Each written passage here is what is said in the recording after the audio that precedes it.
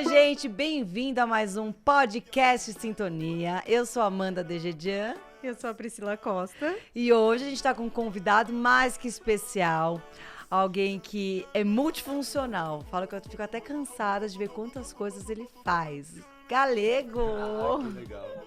Bem-vindo! Muito obrigado, muito obrigado. É um enorme prazer estar aqui com pessoas que eu tenho amizade, que eu tenho momentos que nós compartilhamos ideias, assim, e creio que vai ser isso, né? A gente gravar nossas maluquices, nossas conversas, isso é muito bom. E Galego, para quem não te conhece, se apresenta um pouquinho, fala quem é o Galego, o que o Galego faz. Na verdade eu não consigo nem me apresentar, porque no final das contas eu não acho que eu faço nada, que eu sou só um homem que foi resgatado por Deus, então não consigo nem colocar nenhum adjetivo, porque todos os adjetivos são insignificantes. Para mim a única coisa que significa atualmente na minha vida e até que eu parta daqui é Cristo. Então tudo que eu tenho vivido, todo o passado, todo o que há por vir, nada para mim faz sentido se não tiver Cristo. Então os outros atributos eu deixo para trás. Embora eu tenha feito muitas coisas assim que podem parecer relevantes, mas para mim tudo perdeu valor, sabe? Cada dia mais. Tem sido umas experiências bem malucas assim, mas no final de contas eu vejo que é a única coisa que vale a pena. Tá, mas você também é empresário, é um pai maravilhoso, também é pastor, tem muitas coisas aí. Pastor, advogado, professor de artes marciais. Mas eu vejo como tudo isso convergindo para o único ponto, né? Que é que Cristo seja glorificado. Eu vou tentar ao máximo não entrar nesses méritos, porque no final, quando eu começo a falar de Deus, eu começo a entrar em outra atmosfera. Vou tentar voltar um pouco para a realidade da nossa vida cotidiana, porque envolve isso, né? Eu sou advogado, sou empresário, sou professor de artes marciais, competi profissionalmente, sou pai, né, de 4 filhos, de uma família que foi disfuncional e hoje é organizada porque segue um preceito que é imutável. Então, tudo isso hoje tem sido maravilhoso na minha vida, mas eu tento não vincular a Cristo, mas não tem como tirar Cristo, né, do que fez, porque eu não tinha nada disso, né? Tudo que eu tinha construído tinha sido construído pela força do meu braço, e depois que você enxerga a razão de construir alguma coisa, tudo muda o sentido. Eu achava que tinha uma família, quando eu tinha filhos, cada filho de uma mãe, eu achava que isso daí era uma família. Embora para a sociedade ainda estabeleça isso daí como família, não tem como eu desconsiderar o que as pessoas têm como valor de família, mas do meu preceito hoje, que é um preceito que ninguém vai poder alterar, porque é o que está escrito em livros milenares, é uma verdade que ainda que o homem questione é imutável, está ali o que é uma família. Eu tenho vivido essa família e tem mudado completamente minha vida todos os dias, assim, todos os dias, porque embora eu tivesse uma filha com um relacionamento muito novo, com 20 anos, eu vivi com a minha filha presente. Me separei muito rápido, né? Mas achava que era uma família. Daí depois me separei, comecei a namorar outra menina, 3 meses de novo, engravidou mais uma filha. Daí eu vivi uma vida toda bagunçada, tipo, adúltero, tinha um monte de mulher, cada um em um lugar, um canto, queria buscar meus prazeres. Calma, é muita história de vida. Vou começar lá atrás. Você falou que você é advogado e também falou que é professor de artes marciais. Que bagunça foi essa? Me formei em direito e de repente falei, não, cansei, não quero direito, deixa pra lá. Eu vou dar aula de que ordem foi essa? A ordem cronológica. Eu sempre pratiquei esportes, né? Desde pequeno eu joguei bola, fiquei jogando bola um bom tempo. 18 anos eu fui pro Japão. Fui trabalhar e tentar jogar bola, só que daí fiquei só trabalhando, joguei bola, briguei lá no Japão, nas fábricas. Mandaram embora do Japão. Não fui deportado, mas eu fiquei um tempo no Japão, daí eu voltei, final de 2001, quando caiu o avião, voltei. Como assim, quando caiu o avião? Das Torres das Gêmeas. Torres Ah, tá. Caiu. Ah, entendi, 2001. 2000. Foi Foi 2011. Eu falei, mas gente, como assim? Caiu um Volta avião, 2011. ele voltou e ele tá aqui e ele não fala disso? Meu Deus do céu, Você fala agora eu assim, entendi. Mais um caso extraordinário. Era um milagre. Eu falei, como assim, cara? Eu te conheço há anos, você nunca me falou Você que nunca caiu. me falou que você caiu no avião? Mas, então, 2011, exato. 2011. Voltei do Japão. Eu tinha trancado a faculdade de Direito, que eu já tinha começado a fazer. Falei, não, vou pro Japão. Voltei, comecei a namorar, tive essa filha. E eu falei assim, eu já tinha tido experiências com artes marciais. Tinha feito judô, karatê, aqueles negócios de criança que vai acompanhado pelo pai. Eu vim de uma família japonesa, então o karatê sempre fez parte. Ah, que legal. Meu tio sempre me incentivou muito a isso. Daí chegou com... Já tava velho, eu era muito briguento. Tava velho. Aí fala 22 anos. Ai, Agora eu sou um senhor. Eu peguei e comecei a olhar as artes marciais com outros olhos, porque eu era um menino muito rebelde, assim, vamos dizer. Eu vim de uma família muito simples, né? Meu pai veio para São Paulo com 18 anos, minha mãe também. A gente morou em bairro periférico, no fundo de casa de tia. Cresci em rua de terra e meu pai teve uma ascensão social que ele se tornou advogado. Ele viajava de São Paulo aqui, da Zona Sul até Brás Cubas, Mogi, 2 horas por dia para ir, para voltar, para fazer a faculdade. E isso tirou a gente dessa mudança de classe social. E eu vivi tudo isso, eu vi meu pai se esforçando. E eu falei assim, eu também quero ser advogado igual meu pai, porque isso daí mudou. E eu sempre fui um menino que nunca bebi, nunca fumei, nunca usei droga. Por eu praticar esportes, eu não levei uma vida assim meio que embalada. Eu só saía se fosse por causa de mulher. Meu problema era mulher. Era mulherengo. Era mulherengo. Aí eu vivi isso daí, só que dentro desse contraste existe o contraste social, porque você cresce com uma mentalidade completamente diferente de outros padrões sociais. Eu não tinha esses tipos de ambições, porque os meus amigos andavam igual eu. Daí você muda... Na verdade, você nem conhecia, Não pra ter, né? Não conhecia. Tanto que com 14 anos estudando no Mackenzie já, para 15 anos eu tem um amigo meu que daí eu conheci a praia, comecei a surfar com 14 anos.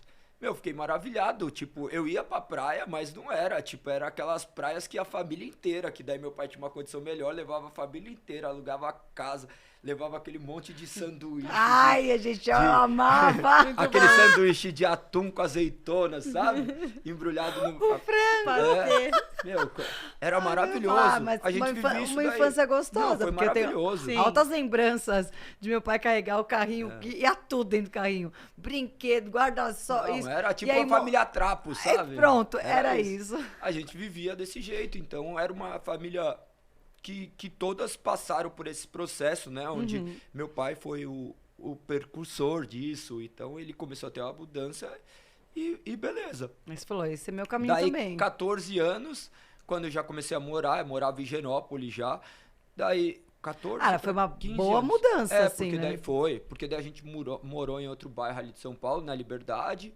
Depois a gente mudou para Higienópolis, daí eu comecei a estudar no Mackenzie, comecei a ver isso daí e tive contato com pessoas que eram completamente outro padrão de vida, né? Outro padrão de vida. Daí meus amigos começaram a me levar pra praia. A gente todo final de semana ia pra praia, pra casa de um amigo meu que era tipo mó mansão. Cada né? um tinha uma pequena mansão. Tipo, não, daí você ia, tinha pessoas que serviam, tá? A mulher tocava sino e vinha as pessoas serviam. Era uma outro coisa nível. tão absurda. Tipo, e pra mim... tocar um sino. Não, pra mim era completamente... Sim, um contraste, tipo, né? Minha mãe foi doméstica. Sim. Minha mãe foi doméstica, minha mãe cuidava de crianças, tudo. Então era um negócio surreal. E beleza. E eu consegui trilhar, mas daí eu era... No bairro que eu morava antes, eu era o playboy. Na periferia eu era playboy, né? Porque meu pai já tinha alcançado algumas coisas. E depois, nos bairros que eram melhores, eu era o pobre. Eu era sempre, tipo, o meio termo daquilo. E fui crescendo assim, porque daí eu já era meio maloqueiro, já era careca, só escutava samba e rap. Então tinha muito contrastes assim, sabe? Eu era aquele amigo que era a cota, sabe? De inclusão. E esse aqui é meu amigo, eu achei ele. Enfim. Porque é muito diferente. Não, é muito são diferente realidades uma pessoa diferentes. que cresce com... E o legal é que você pode vivenciar essas duas realidades e dar de fato valor, né? Porque às vezes quem já nasce em berço de ouro não tem ideia o que aquela criança sofre ou se priva e de oportunidades, porque não tem para começar um bom estudo, né? Não, é muito desigual. É muito desigual. São coisas que são inexplicáveis. Se a gente for ficar falando disso daqui, dá horas e horas falando acerca desses contextos de mudança de paradigma, daquilo que vivem. Porque eu vivi na pele isso, então eu falo de Os algo dois com lados, né? propriedade. E quando eu comecei a conviver com esses meninos, eu via várias coisas que eu já tinha tido essas vivências quando era moleque, porque quando era moleque em periferia, eu já sabia o que era bocada, eu já sabia o que era droga, eu já via pai de amigo meu chegar bêbado e bater na mulher em casa, já via criança ficar alcoolizada dentro de lugares, então eu tive acesso a isso muito cedo, só que de certa forma, hoje eu entendo que é a mão de Deus, mas eu nunca tive acesso no sentido de eu desejar isso, então... porque estava ali, né? Creio Disponível. creio que por, sei lá, as mãos soberanas de Deus mesmo, porque minha família era como toda aquela família, se reunia, ficavam bebendo, que todo mundo é chato, daí na hora que abre uma cerveja, viram as pessoas mais legais do mundo. Que família linda, unida! Daí acabou a bebida, acabou a graça, Cada um pra casa, acabou a paz, mas isso daí eu cresci vivendo, eu cresci também com um tio que tinha dependência química, e alcoólica dentro de casa, porque eles foram morar, sabe aquele negócio de família de imigrante mesmo, do Paraná ia morar em casa, então um monte de gente passou morando em casa. Quando foi morar, meu tio, dependente químico também, eu vi ele batendo a cabeça na porta, vi minha mãe chorar, meu pai chorar por causa disso, e por alguma razão criou uma aversão em mim. Eu nunca tomei uma gota de álcool, nunca nem experimentei. E ao passo que eu mudei, 14, 15 anos frequentando festinhas de 15 anos, os meninos já bem loucos. Eu falo assim, vocês são tudo maluco, mano, vocês não sabem o fim disso, né? Eu sei o fim disso, porque eles não têm acesso, é meio bloqueado, é tipo um palácio onde você não tem acesso. E não que não exista isso, né? Mas eu acho que, eu não sei como que é vivido isso, porque existem, óbvio, famílias, enfim, ricas que existem... O pai bater na mãe, o bêbado, as drogas. Isso daí existe em qualquer lugar, porque é o ser humano. O ser humano, onde tiver, não existe dentro de igreja, dentro de qualquer lugar. Então, o homem é homem dentro de qualquer lugar. Então, a gente não pode se esquecer disso. A diferença é que uns têm mais acesso. Sim, não estamos falando de classes sociais, estamos falando de padrões comportamentais, de questões sociológicas, vamos dizer assim. A partir desse momento que eu comecei a viver com esses meninos, comecei a ver, imaginei, a surfar, todo mundo fumava maconha. E vocês são tudo doido, mano. Nunca peguei na minha mão, tipo. Ia lá, aquela época que tinha ainda Marcelo D2, esses negócios, cara, tudo eu olhava e falava assim, mano, vocês estão viajando. Mas eu deixava, porque eu não tenho poder de influência sobre ninguém. E eu que era o louco ainda. Porque daí... Com certeza, né? Todos eles lá. Eu era o louco. Você não tem ideia, a gente chegava, 14, 15 anos, chegava e ia ia pro Guarujá, daí o pai levava a gente pai não, era o motorista, levava, deixava a gente com um carro em Riviera, todo mundo com 14, 15 anos com um carro lá, ficava em Riviera andando, os meninos ficavam usando droga, fazendo tudo, surfando. Eu era o único que curtia a minha vibe de boa, sabe? Tipo, e cada um vivia o seu. Beleza. E eu comecei a ter muito esse contraste de viver uma vida distinta. Sabia o que acontecia, sabia aquilo ali, eu falava assim, queria brigar daí. Eu era o briguento, porque os outros bebiam, não bebiam. E eu achava daí que todo mundo era playboy folgado. Vou bater em todo mundo agora. Eu queria fazer justiça, sabe? Eu queria fazer justiça. Eu não poderia ver atos de injustiça que eu achava que eu tinha que resolver. Com as próprias mãos. Sim, Simples. Eu cresci querendo ser delegado. Eu achava que meu fim era acabar sendo delegado, matando bandido e colocando justiça, porque eu via dessa forma. Eu cresci, falei assim, vou estudar. vou estudar para ser delegado, meu pai é advogado, eu entendo o que é advocacia, mas eu quero ser delegado. Prestei concurso para Polícia Civil, fui para chamada oral, não passei.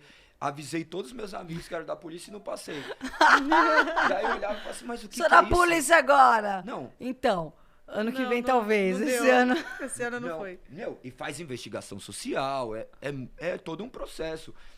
Fiz prova, fiz tudo, mas no final eu queria o quê? Ficar vivendo dentro de prostíbulos, que era depois minha vida de adolescente. Então, e eu aí, comecei a viver tudo isso. Como que você entrou nessa fase? De que você falou, foi sempre meu problema era mulher e isso. Como que... Porque assim, você... Adolescente, podendo usar droga e beber, nunca teve a sua vontade. Em que momento que você fala, puta, esse aqui é meu ponto fraco? O que foi, te levou tanto a que você fala que acabou traindo mulher? Como que surgiu tudo isso? ou foi indo? Primeiro, que a questão da onde eu fui criado, tudo tem acesso muito, muito rápido, né? Porque uma criança... Eu pulava o muro de casa. Minha mãe me trancava, eu pulava o muro de casa pra ir brincar na rua. Chegava, eu criei uma divisória dentro... Não era nada sobrados. difícil ele. Minha mãe me trancava. Me trancava e eu mesmo assim criei ali. Não, era zoado. Também fui arquiteto por uma época. Não, imagina, sabe aquelas casas germinadas que vendem, o cara pega e constrói várias casas. A gente chegou, o meu vizinho, peguei, minha mãe me trancava dentro de casa, daí ela sabia que eu pulava o muro, ela trancava dentro de casa. Eu peguei, subi na parede, no muro do banheiro, assim, subia na porta, imagina, escalava, subia na pia, daí subia na porta. Ou vontade pra rua, hein? Sabe aqueles vão Meu Deus. do teto? Que fica entre a Não, telha um vão e a... do teto, que é tipo alçapão. A gente entrou ali e quebramos o muro, porque daí se a mãe dele trancava Ele ele passava. passava pra mim, ou eu passava lá pra ele, e daí a gente conseguia sair. Daí Parabéns, saía. Cleide, por você ainda estar com a Ficava na cabeça rua. normal. Com saúde. Saúde. Mas olha quantas coisas. É até bom ficar relembrando disso, porque lembrar de onde Deus tirou. Não, Deus tirou de muitas, né? Pra Porque você entender o Deus aspecto cuidou muito de você. onde as coisas vão acontecendo. Desde moleque, você ia na rua, daí tinha aquelas brincadeirinhas de criança que chegava, tinha um monte de menininha, aqueles negócios de fechar o olho. Muito pequeno, você já tinha acesso a relacionamentos. Eu lembro que eu ficava com as amigas da minha prima, eu devia ter 7, 6 anos, assim. Meu Deus. Começou Então, cedo. Não, mas ficava brincando, trancava as crianças tudo ali dentro de casa, e a brincadeira era essa, de casinha, daí... Eu cresci já nesse ambiente. Sim. E muito cedo tive acesso à pornografia, porque tinha aquelas revistas escondidas de pai dentro de casa que... Quem quando a nunca? criança não A tá- não era do meu irmão. Uma vez eu abri a porta a gaveta do banheiro dele e ai, credo. Eu ficava com vergonha de ver. Ai, e eu credo, e tampava. ficava olhando Não, eu depois. tampava pra fingir. Eu falei, se ele vê que eu vi, vai brigar comigo, mas... E tinha, porque era adolescente, né? Então, olha como que vai formando mesmo. Agora ela falando, eu tô buscando no HD aqui, meio velho já. Daí você começa a olhar... Eu comecei a ver isso daí. Primeiro tem acesso à questão de Revistas. revista. E primeiro que daí minha família, toda leiga, assim, ninguém possuía valores que nós possuímos hoje, né? Era uma pessoa que estava entregue àquilo. Os homens já querendo ensinar, porque o homem ensina o homem a ser homem. Vai lá, você tá pegando as menininhas, daí você já cresce estimulado por isso, né? O homem cresce... Ou o pai, o tio quer levar pra perder a virgindade. Exato, Tem exato. que ser umas Exato, coisas também. Exato. Tanto que um dia a gente tava andando só os homens da família, né? Tios, não sei o que lá deles. Vocês sabem o que é? Não vou usar o termo chulo, né? Que usaram, mas era masturbação. E eu fingindo que não sabia, mas já sabia fazia tempo. Não tinha 10 anos. Já sabia há muito tempo o que era. E comecei a viver isso. Meu pai tinha locadora de filme. E daí teve uma época que acesso era tava mais tudo fácil lá. ainda. Ai. Tava tudo em casa, ele tinha comprado, não sei o que. E um dia tava os meninos em casa, a gente pronto. pegou um filme que não sabia o que era. Pegou e na hora que colocou. Meu, imagina, colocou, era um A filme pornô. meninada lá. Era um filme pornô, tinha um Os monte de meninos homem em todos. casa. Vocês estão loucos? Todo mundo saindo correndo de casa. Daí chega e fala, nossa, o que é isso? Daí você lembra. Mas isso já era, você teve acesso, você já ficou marcado. Sim. Você já ficou marcado por aquilo. Daí você vai vivendo essa vida de criança, tendo relacionamentos muito cedo. Tive relacionamento sexual muito cedo com meninas do bairro, que nem sabia o que era. Era coisas, vamos dizer... Não deixa de ser um relacionamento, né? Embora não haja nada que... Como posso dizer... Que possa ser considerado como hoje, mas qualquer tipo de acesso já é muito. Sim. Então...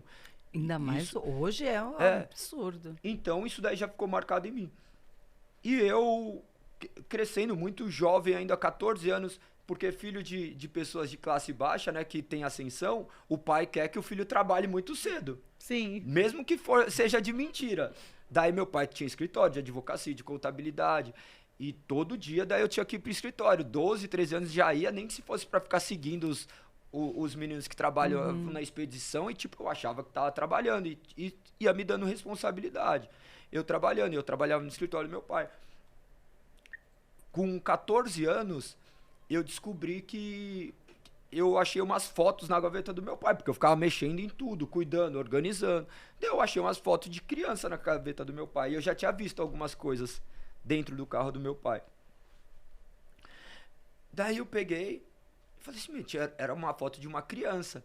E eu... E não era eu. Não era eu. Não era eu. E daí, antes disso, eu já tinha pego dentro do carro do meu pai um monte de carta de mulher, assim, escrita, e sabia ler pequenininho. Mas é Eu legal peguei- falar carta. Ligeira. Eu peguei... Não é ver um e-mail, não ver uma mensagem, viu uma A carta. Galegou revelando Tem aí. gente, tem gente que não 40 vai... anos. Super novinho. Tem gente que nem sabe, Nem sabe mais que que isso existe existe. Eu contei pra minha mãe, daí quando era Fifi, menor, eu gostei. contei pra minha mãe, eu falei pra minha mãe falou, meu pai falou, não sei o que ela...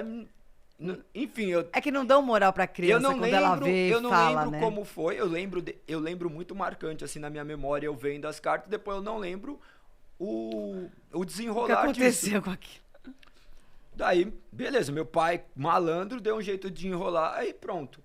Daí, 14 anos, eu vivi isso daí, fiquei sabendo, falei assim, eu vi uma foto de criança, e eu já tinha visto no carro do meu pai umas pegadas, pé de criança, sabe quando... Mas, gente, era um Mogli, o menino... Não, Ele sabe quando... investigava tudo. Não, sabe quando você vê uns pezinhos assim, meio perfumados, de boxe, de banheiro, quando você fica muito calor e fica aquela... Põe o pé. Mano, daí, eu falei, que estranho, né? Pezinho não fui eu. Depois eu comecei a ligar uma coisa a outra. Eu falei assim, esse moleque aqui tá meio estranho, deve ser filho do meu pai, 14 anos, já era malandro, já sabia o que era. Eu falei, meu Deus, deixa eu ver o que é.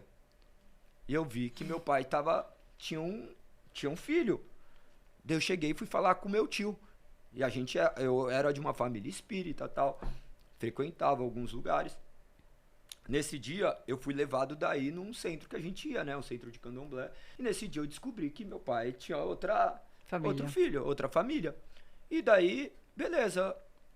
Foi indo. Falei, beleza. Só que nisso eu já era um homem muito formado pra ser daquele jeito.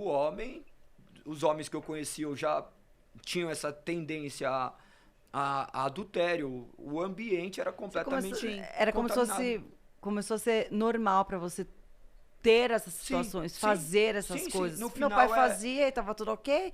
Tem um outro irmão, tá ok. No final não digo normal, porque normal vem de norma, é comum, era comum. O ambiente que eu vivia era esse. Agir dessa forma. Agir desse jeito era comum, não tinha outra forma de agir. Então todo mundo agia dessa forma, era um padrão que você via. Você saía com as pessoas, assim, com homens que tinham relacionamento em casa, eles mexendo com a mulher na rua, brincando disso, falando de coisas assim. A gente tem a tendência de ser espelho dos pais. E né? você foi São os isso. exemplos, né? Não é da sociedade, né? A sociedade, de certa forma, vai nos conduzindo. E vivi tudo isso, beleza.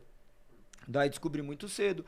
E no escritório, daí ficavam umas ligações pra minha mãe, aquelas ligações, sabe? Que ligavam, seu marido tá te traindo. Minha mãe, não, é mentira. Daí chegava, ficava Hoje sabendo. em dia é um comentário de um fake no Instagram, mas antigamente, Não, ó, ligava. Ligava, daí meu pai falava que era mentira, tal.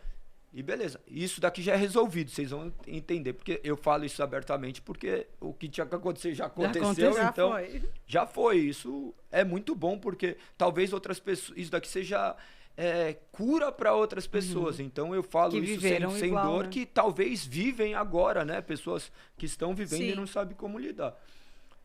Aí, vivi desse jeito, comecei a trabalhar no escritório, até que essa mulher começou a trabalhar no escritório. Tinha outra mulher também, que meu pai tinha relacionamento Meu com Deus, ela. o teu pai, Primeira vez de ó, tá uma. com parabéns, Só o que eu hein? achava. O que que eu achava? Eu falava assim... Mais uma outra irmã.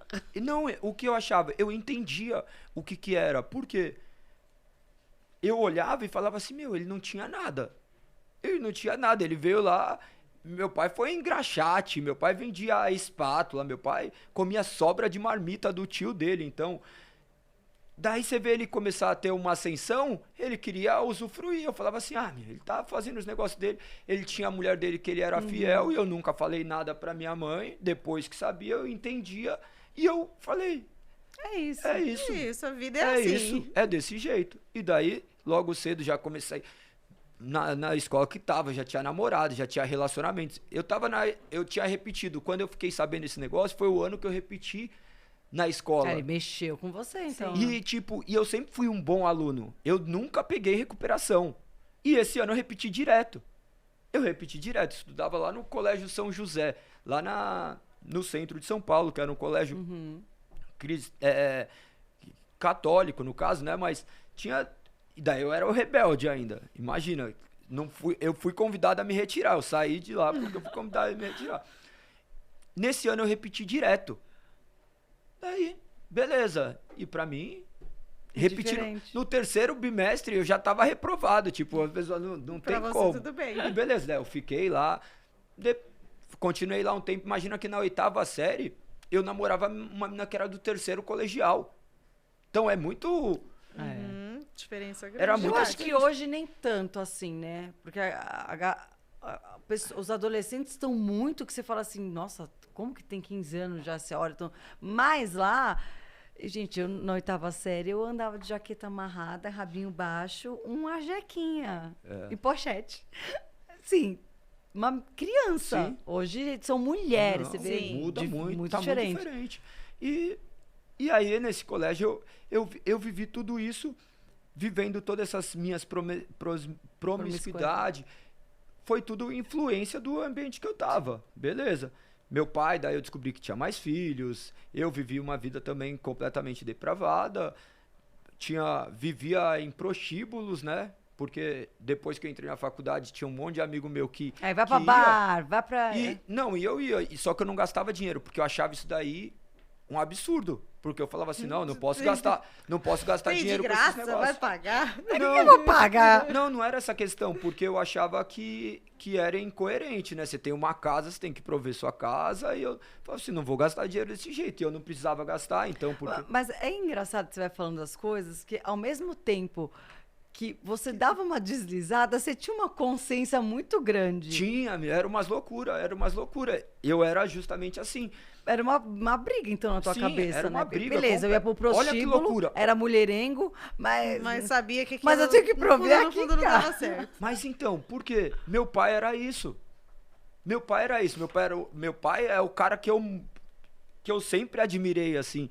Eu consigo separar o homem infiel disso daqui de um homem que é... Do porque seu meu pai. pai, se meu pai chegar aqui e ver alguma coisa, ele vai tirar a roupa e dar pra você e falar assim, ó, pode ir, vai ficar de boa. Se ele tiver que ficar usando chinelo pra você usar tênis, ele vai fazer isso. E ele teve esse lado errado dele de ter outra família, mas ele nunca deixou faltar nada pra Nunca vocês. pra né? mim, E pra ninguém. nenhuma família. Pra nenhuma família. Imagina que toda a família, assim, ele foi suportando. É. Que Foi gasto, suportando. hein? Você ficava com esse peso, Foi tipo, eu suportando. tenho que Também, sustentar minha Sim, casa. sim. Eu fui o primeiro menino homem a se formar dentro da faculdade, ter o curso superior. E daí eu me formei no colégio, eu não fui fazer formatura. A galera ia pra Porto Seguro, falou, você vai? Eu falei, lógico que não, meu pai pagou isso daqui, tô comemorando o quê, meu? Não faço mais que obrigação. Terminei a faculdade de Direito, vai se formar. Falei, vou fazer o quê? Paguei aqui, tá aqui. Fiz a prova da ordem, passei de primeira. Vai comemorar o quê? Estudei 5 anos, não vou passar no negócio. Então, pra mim, Galego, vocês eu era um cara meio louco. Eu Como era, não, eu assim? sou. Comemorar o quê? Comemorar o quê? Deixa eu voltar pra cronologia. Aí chegou, 18 anos, tinha ido pro Japão, estudar no Mackenzie. Aí voltou. Voltei, fui pro Japão, voltei. Eu comecei a namorar a mãe da minha primeira filha, lá no Japão conversava por ICQ, você fica carente. ICQ? Por ICQ, lembra do ICQ? Não, isso não é MSN. Amiga, não me humilha aqui, finge Quantos que anos você tá, conhece. Pri? Conhece sim. Quando você tá, Pri?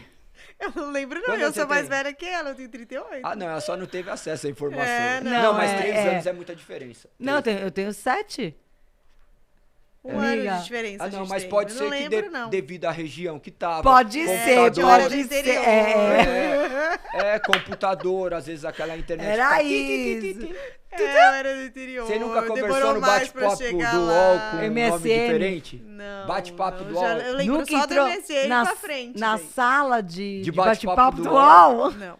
Nossa, eu Amiga. conversava com um monte de mulher, você achava que a mulher era homem. Eu tirava Não uma é? onda também. Aí, ó. Meu Deus. Olha meus pecados aparecendo no telão. Não tem como. Então, quando eu voltei, comecei a namorar essa menina. Até aí, a questão das artes marciais ainda não existia, era só, eu gostava de jogar bola. Eu, muito cedo, joguei bola de maneira profissional, futebol de salão, joguei muito cedo. Eu vivia, gostava de...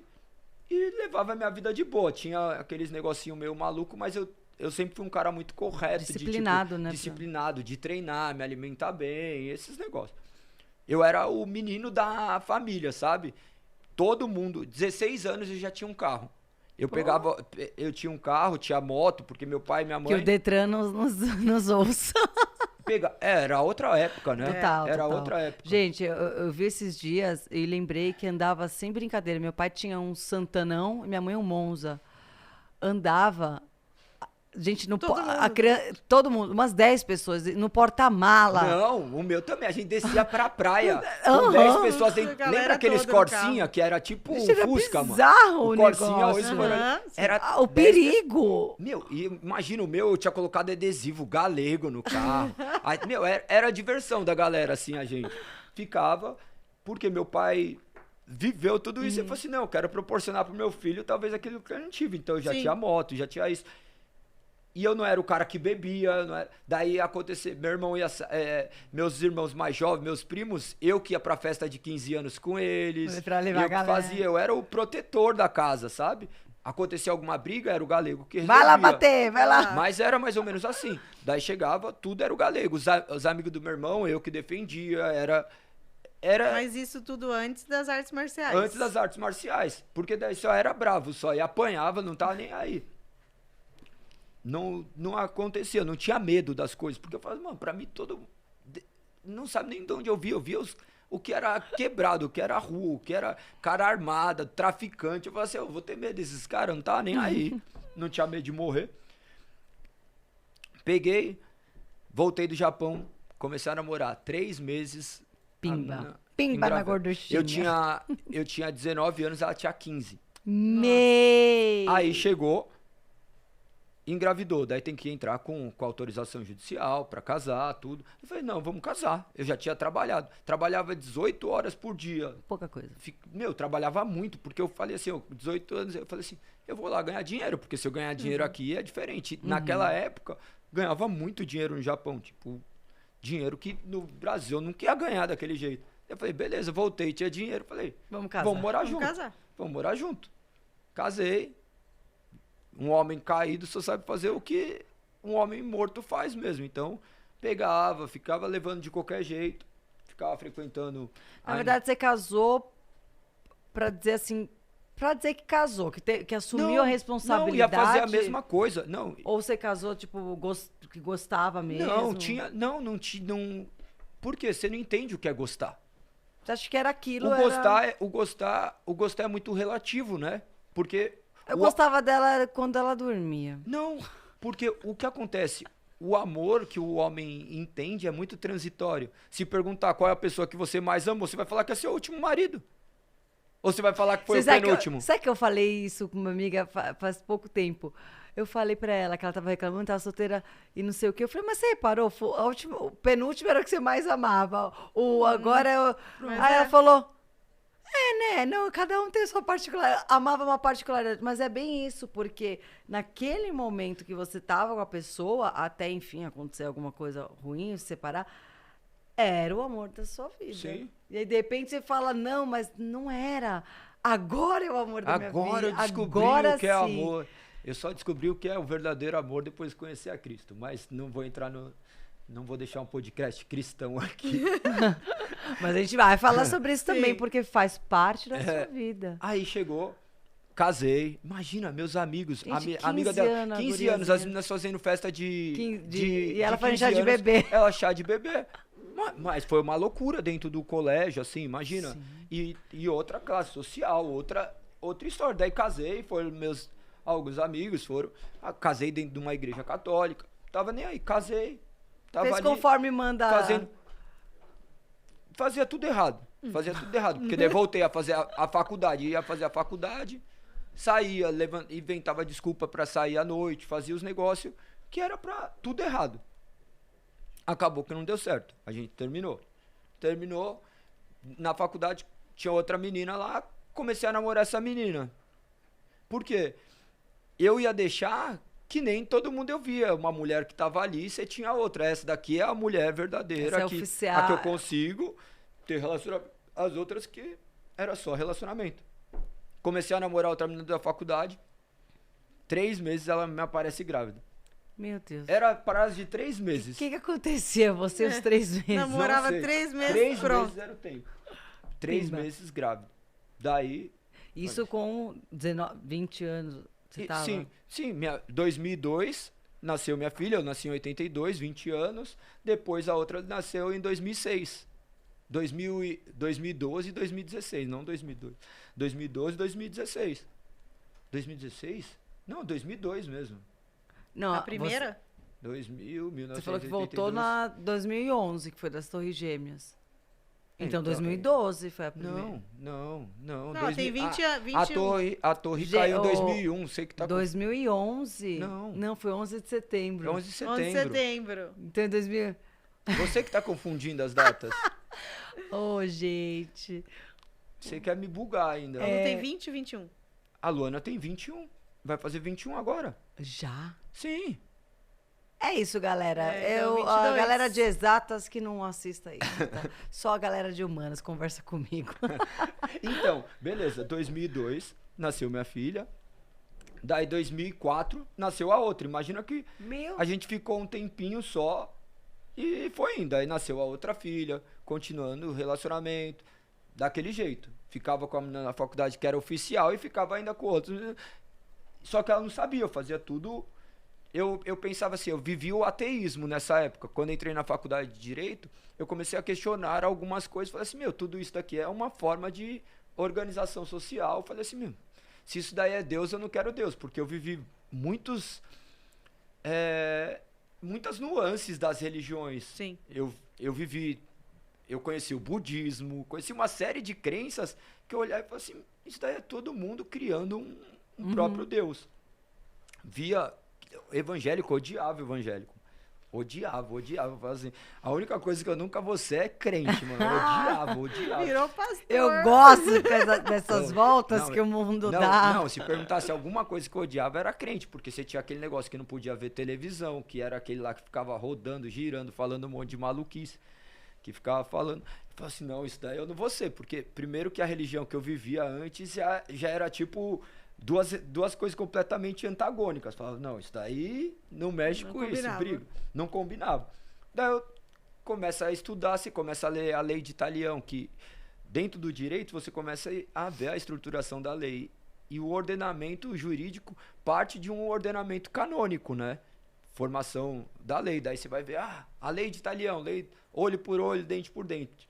Isso daí está descrito no cânon bíblico. Daí você fala, tá vendo? Isso daqui é uma forma de organização da sociedade.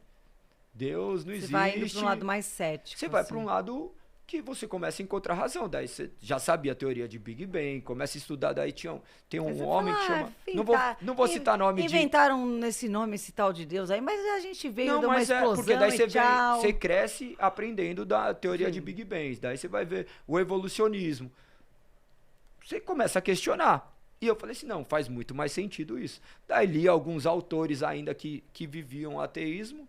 Daí eu gostava mais de coisas filosóficas. Já sabia o que era filosofia, Sócrates, Nessa Platão. época você nunca tinha lido nada Aristóteles. da Bíblia. Não, conhecia Mas bastante já- coisa da Bíblia porque como eu era muito arteiro, meu pai vivia o catolicismo e o espiritismo, porque ele tinha sido coroinha, daí só que na casa dos meus tios, em casa, tinha sessões espíritas, onde chegava, se reunia, daí incorporava lá, nunca aconteceu nada comigo, mas muitos membros da minha família até hoje vivem essa crença, por isso que eu respeito, eu entendo, eu não posso validar a crença dos outros com base na minha. Cada um vive a sua e Deus sabe o que está fazendo. Lógico, né, que eu vou acreditar que o que eu vivo hoje é verdade, senão eu estaria vivendo de outra forma, senão eu sou incoerente. Aí meu pai vivia essa dualidade, ele ficava escutando todo dia, ele ligava o toca-disco dele lá e colocava aqueles discos do Padre Zezinho. Era uma... Padre Marcelo. Não, todo quanto essas músicas ele gostava. Ele ficava escutando a Bíblia do Cid Moreira, eu sempre via meu pai, verdade. meu pai lendo, meu pai lendo a Bíblia, então eu conhecia de escutar e eu conhecia as histórias bíblicas, eu porque acho estudava que não em tem escola. como a gente não crescer ouvindo alguns versículos são muito famosos. Não, eu, por exemplo, natural. eu falo, eu nunca li a Bíblia, mas quando alguém cita algumas coisas, eu falo, Já ouvi falar. Já ouvi falar, que nem você vai falar de Moisés. Eu sabia qual que era a história de Moisés. Por mais você sabia os sonhos que José interpretava, porque você via isso daí. Eu estudei escola católica, então você via as vaquinhas magras, os milhos. Você fala assim, nossa, Moisés. Porque Moisés é contado uma história que daí você vê Moisés ali, eles constroem Moisés dentro como se fosse um cestinho correndo até o próprio Natal, né? A representação do Natal que vem falando. Tudo. Esse daí do Moisés é até interessante, porque as pessoas têm essa ideia. Você já deve ter visto em algum lugar Moisés dentro de um rio, que quando na verdade você vai pra Bíblia não tem nada disso. Não é dentro do rio, tava ao leito do rio. E as pessoas já imaginam um bonequinho ali passando. E foi lá e jacaré, já imagina um monte de coisa. Porque é o ser humano. Mas eu tive muito acesso a isso e meu pai ia me dando bronca daqui até pro Paraná, imagina. Porque pouca bronca. Eu ia tomando bronca daqui até lá. E meu pai mal sabia que eu era o bonzinho da história. Porque os moleques, 14 anos, já tava cheirando. Os moleques fumavam maconha, eu não falava nada pra eles, porque pra mim não ia mudar nada. Mas imagina, 14 anos, os moleques tudo cheirando. Cheirava na minha frente, assim, amigos que moravam em bairro bom. Tipo, usando um monte de droga. Mas pra mim, não podia fazer nada. E eu ia tomando bronca. Meu pai ia lá e colocava...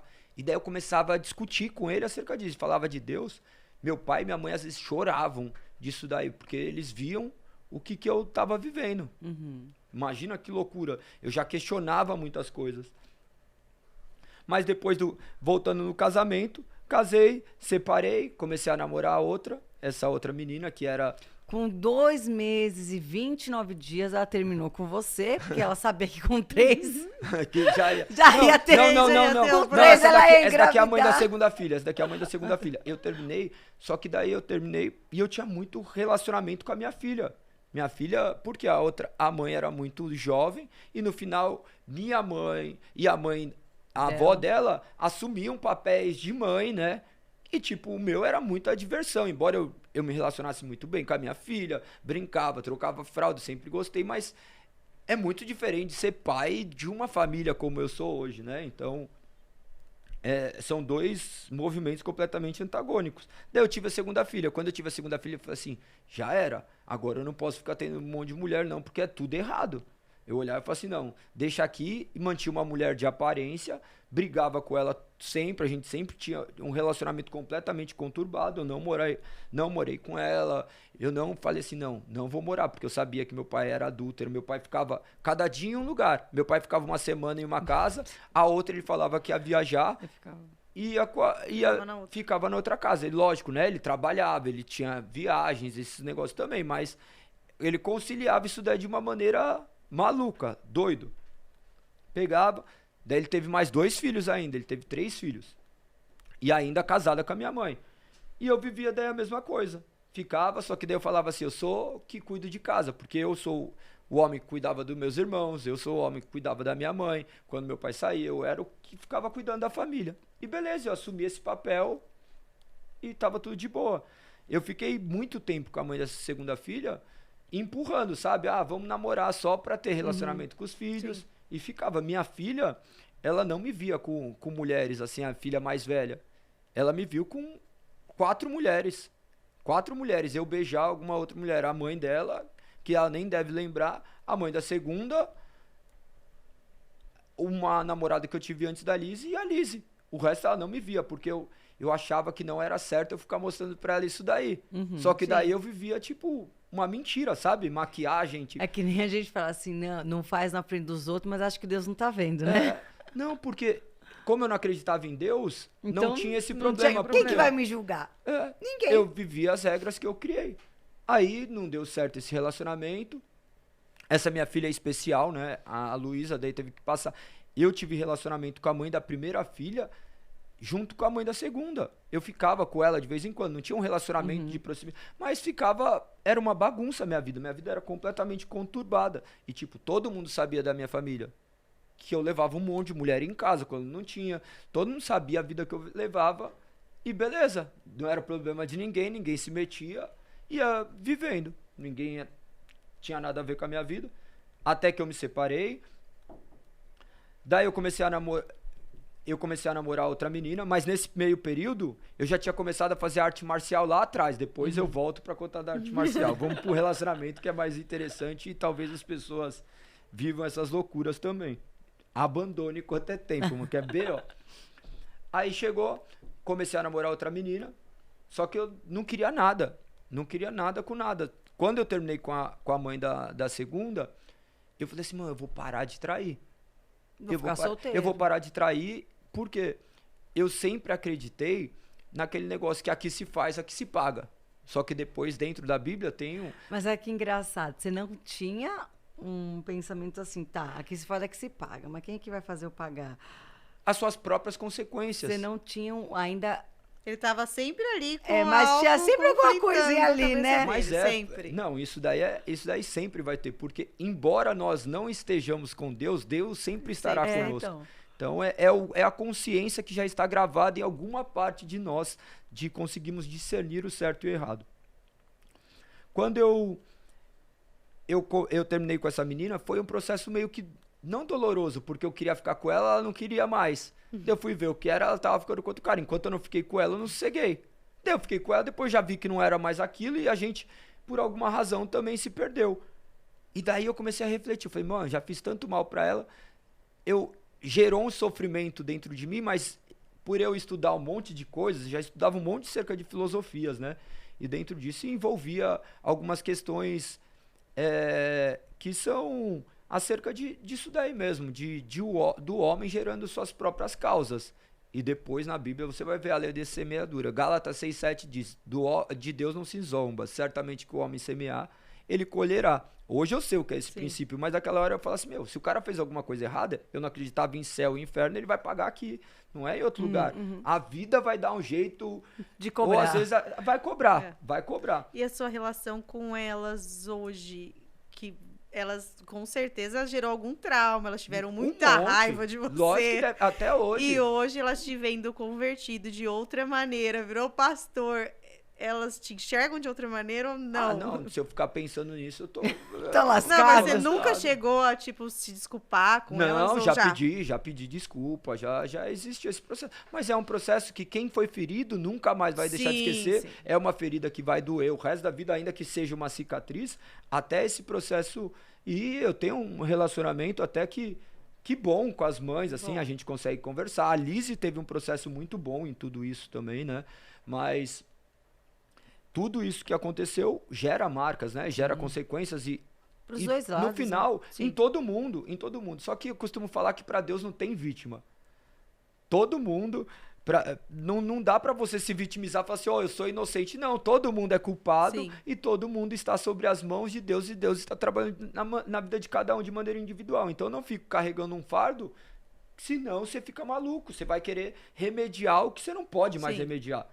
E eu acho que, eu não sei se dor seria a maneira errada, a maneira certa de falar, mas eu acho que quem convive com você, eu acho que é uma coisa que você fala que eu acho que é o que mais te machuca. Sim, sim. Lógico ter vivido machuca. Tudo isso machuca e ter muito. as meninas terem vivido porque isso. Você causou uma dor numa criança que não tinha nada a ver com a história, mas depois que você entende quem é Deus, você fala, beleza, Deus sabe o que está fazendo. Ainda com as minhas imperfeições, ainda que eu seja responsável, Deus de alguma maneira vai dar o destino e o fim do qual o nome dele vai ser glorificado. Porque se você não acredita nisso, você se mata. Você se mata, porque você vê uma criança crescer sem pai, você vê uma criança crescer sem mãe, distante do que é uma família, um lar estruturado. Isso é muito doloroso. Não vou nem entrar nesse mérito, porque eu começo a chorar. Aí chegou essa questão de eu ter conhecido outra menina e eu não queria mais nada. Eu falei assim, eu não vou mais trair. Eu já tinha entendido que o universo tinha me mandado um recado que eu tinha que... Ficar solteiro. Não, Chega, não, né? eu falei assim, eu já tinha aproveitado muito, porque imagina que eu frequentava todos os lugares que mulheres que todo mundo desejava ir. Aí, lógico, tinha um preço para ter acesso àquilo, mas eu não pagava nada, porque meus amigos eram os donos. Então, eu era jovem, possuía carro, tudo. No final, eu que era o homem leviano, porque as mulheres me levavam para comer, fazia tudo e eu não tava nem aí, porque só tinha velho nesses lugares. Só ia, não tava nem aí. Era bagunçado demais. Eu vivendo isso daí, falei assim, não quero mais viver isso, não vou mais viver isso. Tá errado. Então, agora eu só vou namorar essa daí e beleza. E ela era uma gente boa, só que ela era muito mais nova que eu e não dava muito certo esse negócio de filho, porque, vamos sair. Hoje não dá, mano. Tinha que pegar uma filha na Zona Leste e a outra na Zona Sul. Tipo, era um itinerário. É mó B.O. Imagina pra uma pessoa muito nova também. No começo é legal, mas chega uma hora que começa a pesar. Daí eu falei assim, não quero mais. Eu falei assim, eu não escolhi ter um homem com filho. Eu falei, beleza, então vamos terminar. Não tem problema, vive sua vida. Beleza, daí foi, nisso daí, volta, vai e termina. No final via que não dava certo. Mas esse processo foi muito bom pra eu me desapegar e entender que eu não precisava de um monte de mulher e tava sossegado. Sim. Só que nesse meio tempo eu entrei no Mahamudra, que é um grupo de treino. E nesse grupo falava muito sobre 3 preceitos, né? Corpo, alma e espírito. De maneira abrangente, com uma filosofia meio oriental, do qual me agradava. E eu vivia o ateísmo, só que ali não falava de Deus, falava de uma natureza. E eu sempre amei e eu enxergava a natureza como uma força motriz do mundo. Que a natureza se encarrega de fazer o que quer, não tem como eu brigar, ela vai me matar quando eu quiser, vai chover quando quiser. Eu não consigo fazer uma poção mágica que vai chover, eu não consigo fazer nada, deixa que as coisas aconteçam. Então ali eu comecei a ter essa conexão com Deus e eu entrei, falei assim, que maravilhoso, vamos ver. E nesse processo eu comecei a conhecer esse Deus que era manifesto por intermédio da natureza. Aí eu fui dar aula um dia e conheci a Lise. Era uma aula, eu já tinha passado por todo esse processo, eu sempre dei aula de luta, porque muito cedo, quando eu tinha 20 anos, vou entrar na parte da luta agora, vai marcando aí, põe o pauzinho, agora é a parte da luta. Aí chegou com 20 anos, logo quando eu casei, tinha um amigo meu que lutava, que fazia arte marcial, daí ele foi lá e falou assim, vamos lá ver. Eu fui ver e gostei, falei assim, mano, que da hora. Olha, dá pra bater isso. nos outros e com arte. Aqui, você pode bater. Daí eu cheguei, fui lá, falei, da hora, vou começar. E na minha época, que eu fui treinar, não tinha nada. Não tinha caneleira, não tinha essas paradas. Você chegava, entrava no ringue, colocava a luva, se tinha protetor bem, se não tinha, era um negócio de plástico bem zoado, que você nem sabia moldar, colocava na boca, tomava porrada e já era. E eu fui e apanhei muito. Eu ficava apanhando. E eu falava assim, eu vou continuar até eu começar a bater nessas pessoas que estão me batendo. Peraí, eu sempre eu que bati nos outros, por que eu tô apanhando Não, aqui? você apanhava de cara bem menor que você. A raiva que dava E você ainda. começava a ficar bravo. Só que daí Como eu era assim, ruim.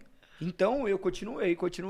Eu queria bater nos caras que me batiam, mas eu nunca consegui. Até hoje eu não bati. Inclusive até hoje. Daí Continua me batendo. isso daí também me acalmou na rua. Porque você jogava todo o teu estresse ali naquele momento. Não, porque daí você começa a ficar Porque meio ou senão você temeroso. apanha fala na rua. Assim, você fala assim, olha o risco que eu corria. Deixa ó, quieto. os Pegar caras alguém que poderiam me souber. bater. Deixa quieto isso aí. Daí você vai abaixando sua bola, então a arte marcial, e eu comecei a ter alguma pessoa que E dá mandava muita em mim. disciplina também, né? Porque ninguém mandava em mim. Sim. Ela traz essa disciplina. Sim, O não. respeito que você tem que ter na hierarquia do Totalmente teu diferente. professor. Totalmente diferente. Daí eu treinei na equipe do Gibi, que é uma equipe muito conceituada da arte marcial. É bem antigo, né? Bem antigo, Um dos alicerces, imagina, 20 anos, 20 e poucos anos. Eu tinha 19 para 20 anos quase. Então foi todo esse processo, muito tempo. Daí eu comecei a treinar, só que daí, logo que eu comecei a treinar, tinha luta. Os outros, mas tem que lutar. E eu fazia faculdade, eu já era estagiário, você usava terno. Daí você falou assim, mas como que eu vou lutar todo estourado? Daí eu falei assim, não era a minha prioridade. Só que daí, vai ter luta. O cara não vai poder lutar. Vai lá, galera, você luta? Luto, pode deixar. Quer dizer, apanho. Saia todo estourado. Mesmo você batendo, você apanha. Ia pra uma audiência toda arrebentada. Chegava o juiz e falava... Imagina, mas imagina, já é, hoje é bem comum até ser careca. Você chegar mas estourado. 20 anos atrás, 30 anos atrás, não era comum ter pessoas carecas. Era visto Quem era como careca, marginal, era né? marginal, era febem, ou era jogador de futebol. Era isso. Os únicos que tinham era essa classe. Ou os piolhentos. Que raspava. Ou os piolhentos, que a mãe raspava. Então, eu comecei a treinar e logo no começo o professor teve uns problemas e eu tive que ficar dando aula. Então eu comecei a dar aula com 2 anos de treino, porque eu treinava todo dia. Porque daí era Teu momento meu ali momento. Eu virei, porque daí eu parei de jogar bola também.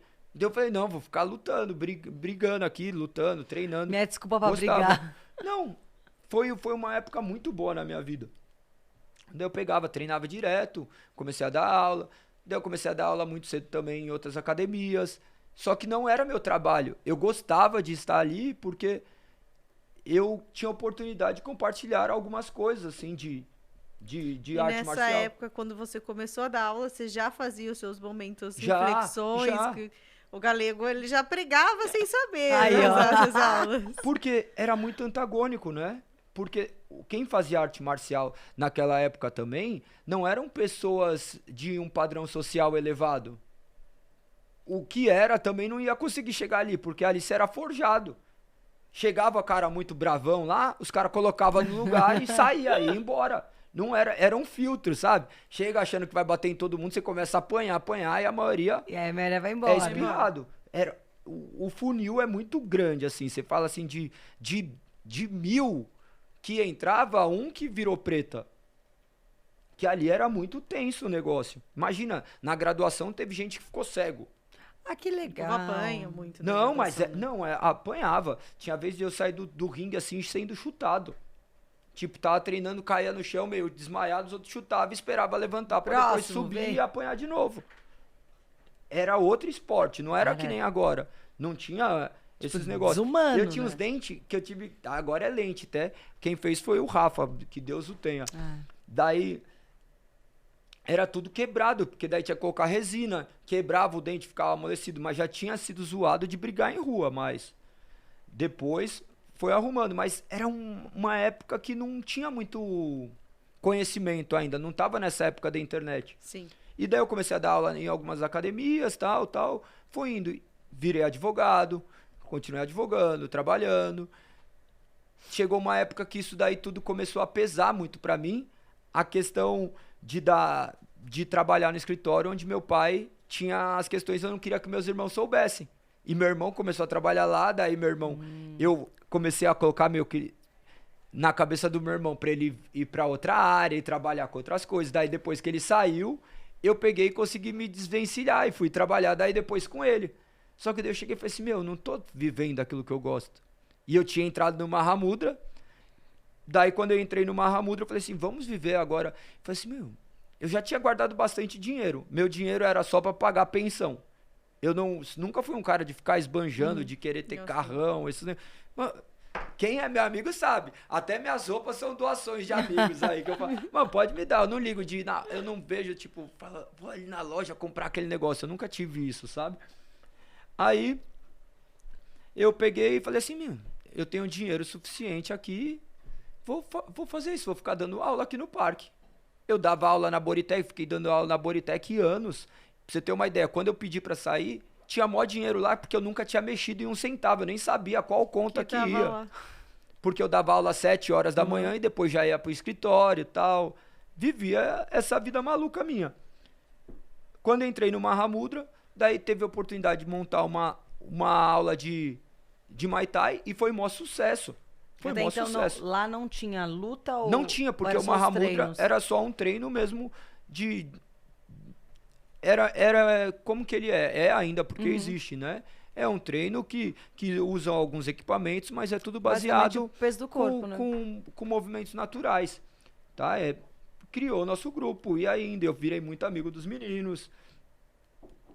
Daí eles falaram assim, não, vamos ver para fazer uma aula aqui de luta. E a gente fez, deu super certo, e na hora que foi ver, a turma começou a ficar muito cheio.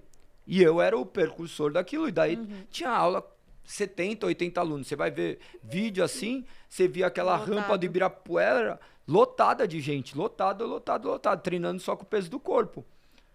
Beleza, foi indo, eu tinha parado de trabalhar no escritório, falei, vou viver disso. Daí eu conheci a Lise. Quando eu conheci a Lise, eu cheguei e falei assim, nossa, tava solteiro.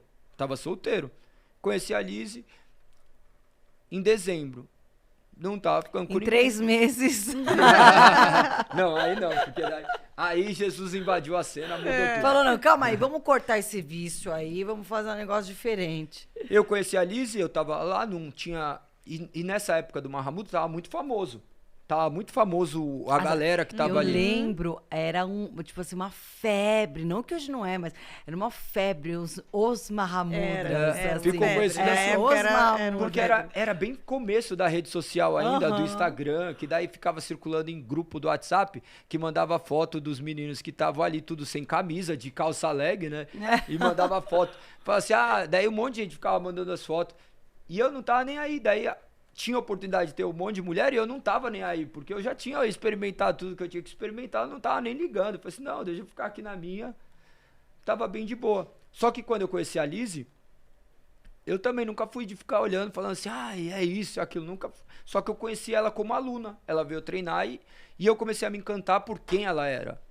Porque ela é uma mulher fantástica. Tipo, esse negócio de quem ela foi, de ter sido uma pessoa conhecida, eu tive relacionamento com outras pessoas que pra mim Sim. são Não X. era o- não era o- Embora fosse, não atraía.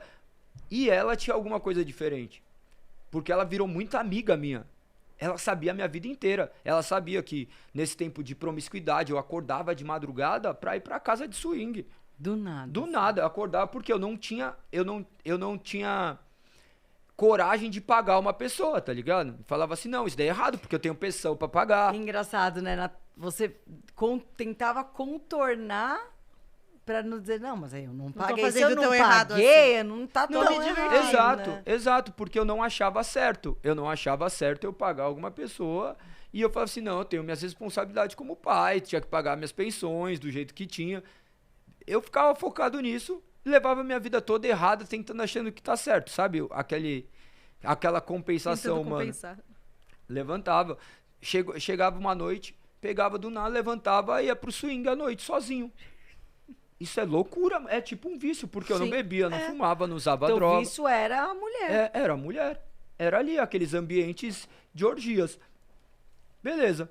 Daí chegou, já tinha passado, depois daquele episódio que eu citei há tempo atrás. Daí eu conheci a Liz e ela começou a saber de todo quem era o galego.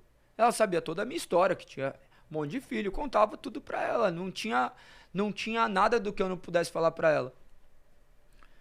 Aí, janeiro de 2015, acho que foi dia 7 de janeiro, que era uma quarta-feira, chegou na terça de viagem, na quarta a gente teve aula, daí a gente ficou. Ela tava solteira, eu tava solteira, ela tinha terminado um relacionamento, eu tinha terminado o relacionamento há um tempo, só que daí eu tinha ido viajar, que deu maior polêmica, saiu tudo o negócio da internet, que depois entra nesse assunto que nem vale muito a pena também. Mas, enfim. Aí a gente ficou junto no dia 7 e continuou a ficar. Começamos a ficar. Domingo a gente foi pra igreja. E ali eu... Tá, mas peraí. Aonde surgiu essa igreja? Que até então... A Lizzie já ia pra igreja. A Lizzie já ia aí pra ela te igreja. convidou. Ela me Até então convidou, você eu nunca fui. tinha Ela não ido. convidou. Nunca tinha ido. Ela disse que não convidou. Todo lugar eu falo que não. Ah, gosto da fofoca contada pelos dois lados. Ela Porque disse que não. até então, você já estava se familiarizando aí com a espiritualidade, mas não na igreja, não. Não, a igreja não. Era um homem que não tava nem aí. Eu gostava de coisas boas, porque eu sempre gostei de estudar essas coisas, aí eu estudava estoicismo, algumas coisas de filosofias assim, que eram estilos de vida que eu valorizava e achava que buscava sabedoria milenar para entender como viver. Aí quando a gente foi para a igreja, eu ouvi a palavra e anotei. Eu anotei o que tinha falado, beleza? Cheguei na casa dela, tinha uma Bíblia e comecei a ler o que estava escrito. E essa Bíblia... Mas de curioso? Não, eu queria saber do que estava falando. Falei assim, deixa eu ver o que eles estão falando aqui. Beleza, eu fui ver se tinha coerência, se tinha lógica. Sentido esse negócio. Esse negócio milenar que tá na minha mão. Não, porque o que eu questionava, eu falei, deixa eu ler. E comecei a ler e não parei mais. Só que essa Bíblia era uma versão da King James, que existem algumas versões de traduções, e tinha uma parte que era um adendo do Augusto Cury. Sim. O Augusto Cury, que é um médico, né, que ele começou a estudar daí as personalidades, ele começou a estudar a personalidade humana e ele se denominava como o maior dos ateus. Então, daí isso me atraiu ainda. Olha! Me atraiu, eu falei assim, eu também. Tem uma galera que tem algo em comum. Só que daí ele foi ver, daí ele começou a estudar a personalidade de Cristo e ele viu o que era. E da mesma forma, eu comecei a ler a palavra e a palavra foi meio que abrindo meus olhos para aquilo que era correto. E as leis que eu criava eram leis humanas. E aquela ali eu encontrei uma lei, uma verdade que me conduzia a viver uma vida que eu nunca tinha vivido. E daí a gente começou a ir. Logo a gente já começou a ver e falou assim, tá errado isso daí, a gente que a gente tá vivendo. Porque a gente tinha relacionamento, né? Dentro desse negócio de ter relacionamento, imagina, eu falava que eu não queria casar, eu falava pra ela que eu não queria casar nada. Antes da gente ficar, eu já falava que eu não queria casar, não queria mais ter filho. Eu não tinha perspectivas, porque eu já tinha alcançado pra mim tudo que eu precisava. Um moleque que nasceu numa quebrada, que já morava bem, numa casa de condomínio, tinha carro. Duas filhas. Tinha uma casa pra morar. Não, só tinha o dinheiro que se eu quisesse ficar sem trabalhar, não sei quanto tempo eu poderia ficar sem trabalhar, poderia pagar as pensões. E beleza, não era um cara que ficava esbanjando nada. Eu falei assim, demorou pra mim. A vida já tava perfeita, já tinha atingido o ápice. Tinha me relacionado com um monte de mulher que eu julgava ser legal. Só que quando eu fiquei com ela, tinha aquele negócio porque... O ambiente televisivo tinha muitas mulheres que eram meretrizes, vamos dizer assim, né? Que trabalhavam com o seu próprio corpo. Que eu já tinha me relacionado, visto, né? Já tive contato, sabia que faziam isso. E eu não tinha visto ela. Só que existia muitos boatos que também era. Eu olhava e falava assim, mano... Não pode ser. Não, eu falei assim... Não, pra mim era inadmissível. Não condiz com coisas que eu já conheço, não tem... Não, daí eu olhava e falava assim, mas será que é? Não é, porque ficava... E eu não ia me admitir viver isso daí, porque eu tinha criado um preconceito, algo que você sabe? não aceitava. Eu não ia aceitar. Nisso já estava amando ela. Já tava curtindo, assim, quando eu vi que comecei a gostar, eu comecei a perguntar pros meus amigos, inclusive os que eram donos, que comandavam todas as redes. Eu falava assim, e essa pessoa aqui, qual que é ela? Já fez, não fez? Daí chegou... Eu fiquei sabendo que não, e a gente ia se conhecendo, né? Embora ela falasse, pra mim ainda não tinha aquela intimidade de acreditar nela. Eu falei assim, mas falar, todo mundo fala que não, né? Que inventava uma história. E eu comecei a me apaixonar por ela, porque ela era a nossa convivência. A gente ficou junto desde o primeiro dia, a gente não se desgrudou. Então, a gente começou a viver isso, começou a viver a questão da igreja. A igreja foi passando alguns princípios que eu não tinha. Daí eu comecei a entender o que era família. Daí eu comecei a entender o que era amor. Daí eu comecei a entender o que era um relacionamento. Chegou em 12 de junho, eu pedi em casamento. Do mesmo ano? Do mesmo ano, 2015. 2015, 12 de junho eu pedi em casamento. 8 de agosto eu fui, casei, nós casamos. Nós vivíamos uma vida simples, né? Ela tava passando por ela tava vivendo um processo também de transição, de trabalho. Ela estava passando por um momento onde ela já não tinha a quantidade de rendimentos que ela tinha. E a gente tinha uma vida ok. Depois vamos fazer festa? Não, vamos fazer festa bem simples, mano. Vamos ficar gastando dinheiro à toa. Já não sabe o que vai fazer amanhã, se sabe como que é a vida. A gente fez o casamento só para quem dava. A gente falou assim, vamos fazer só para nossa família, a gente só quer casar, pra gente não ir contra o que Deus quer, porque a gente já sabia o que era. E nós andávamos uma vida que era errada. Então falou, não, vamos fazer o que é certo. Daí a gente casou, beleza. Ocorreu todo esse processo, montei uma academia de luta, uma academia super legal, foi onde eu conheci a Pri, em 2015 que a gente... 2015 foi, não foi? Foi no final de 2015. Final de 2015. 2016, a gente abriu uma célula dentro da academia. Por quê? A gente tinha muitos amigos que não iriam numa igreja. Então eu falei, vou usar de um outro jeito para atrair. A gente chegou e começou a colocar ali dentro da grade, todo mundo entrava na grade do octógono, sentava. E agora, na luta de hoje, é você com você mesmo. Mas no final é isso. A luta nossa é nós contra nós mesmos. Sim. Mas que legal fazer dessa forma, né? A gente ficava ali sentado, falando. No começo, esse menino que pregou a primeira vez, ele foi treinar comigo na academia. Olha que loucura. Esse menino que pregou a primeira vez na igreja que foi, ele começou a treinar comigo na academia. Aí essa célula ele começou a cuidar. Ele cuidou uns 2 meses, assim, pouco tempo. Teve umas 8 reuniões. Ele ficou cuidando. Daí ele chegou e falou assim, não vou poder mais porque eu tenho os negócios da igreja. Começou a conciliar o tempo. Ele falou assim, vai acabar. Daí eu falei assim, não, e essas pessoas que estão vindo aqui? Faz o quê? Faz o quê com esse povo? Daí acabou, ele falou assim, não dá. Daí eu falei, não, se é falar desse jeito, eu consigo. Daí pegava, eu já estava estudando há um bom tempo a palavra e começava a olhar e falar. E a gente foi indo, mantendo. E foi aumentando. Foi aumentando. E hoje... E eu nunca quis nada disso e aconteceu de virar pro que aconteceu. De hoje... E de um ateu, hoje você é pastor. Como que é hoje poder levar a palavra e resgatar pessoas que também não acreditavam ou que estão passando por momentos que você já vivenciou e sabe que não vai levar em nada, que elas estão perdendo aquele momento tão especial da vida delas que elas poderiam estar. Como que você enxerga isso? Quando chega uma pessoa que está lá e fala, o que esse cara tem batizou seus amigos de infância. Os amigos de infância. Imagina, aqueles meninos que estudou comigo, teve alguns que foram batizados, amigos dos meus irmãos. Como que para você vem essa transformação? Que primeiro Deus te transformou, né?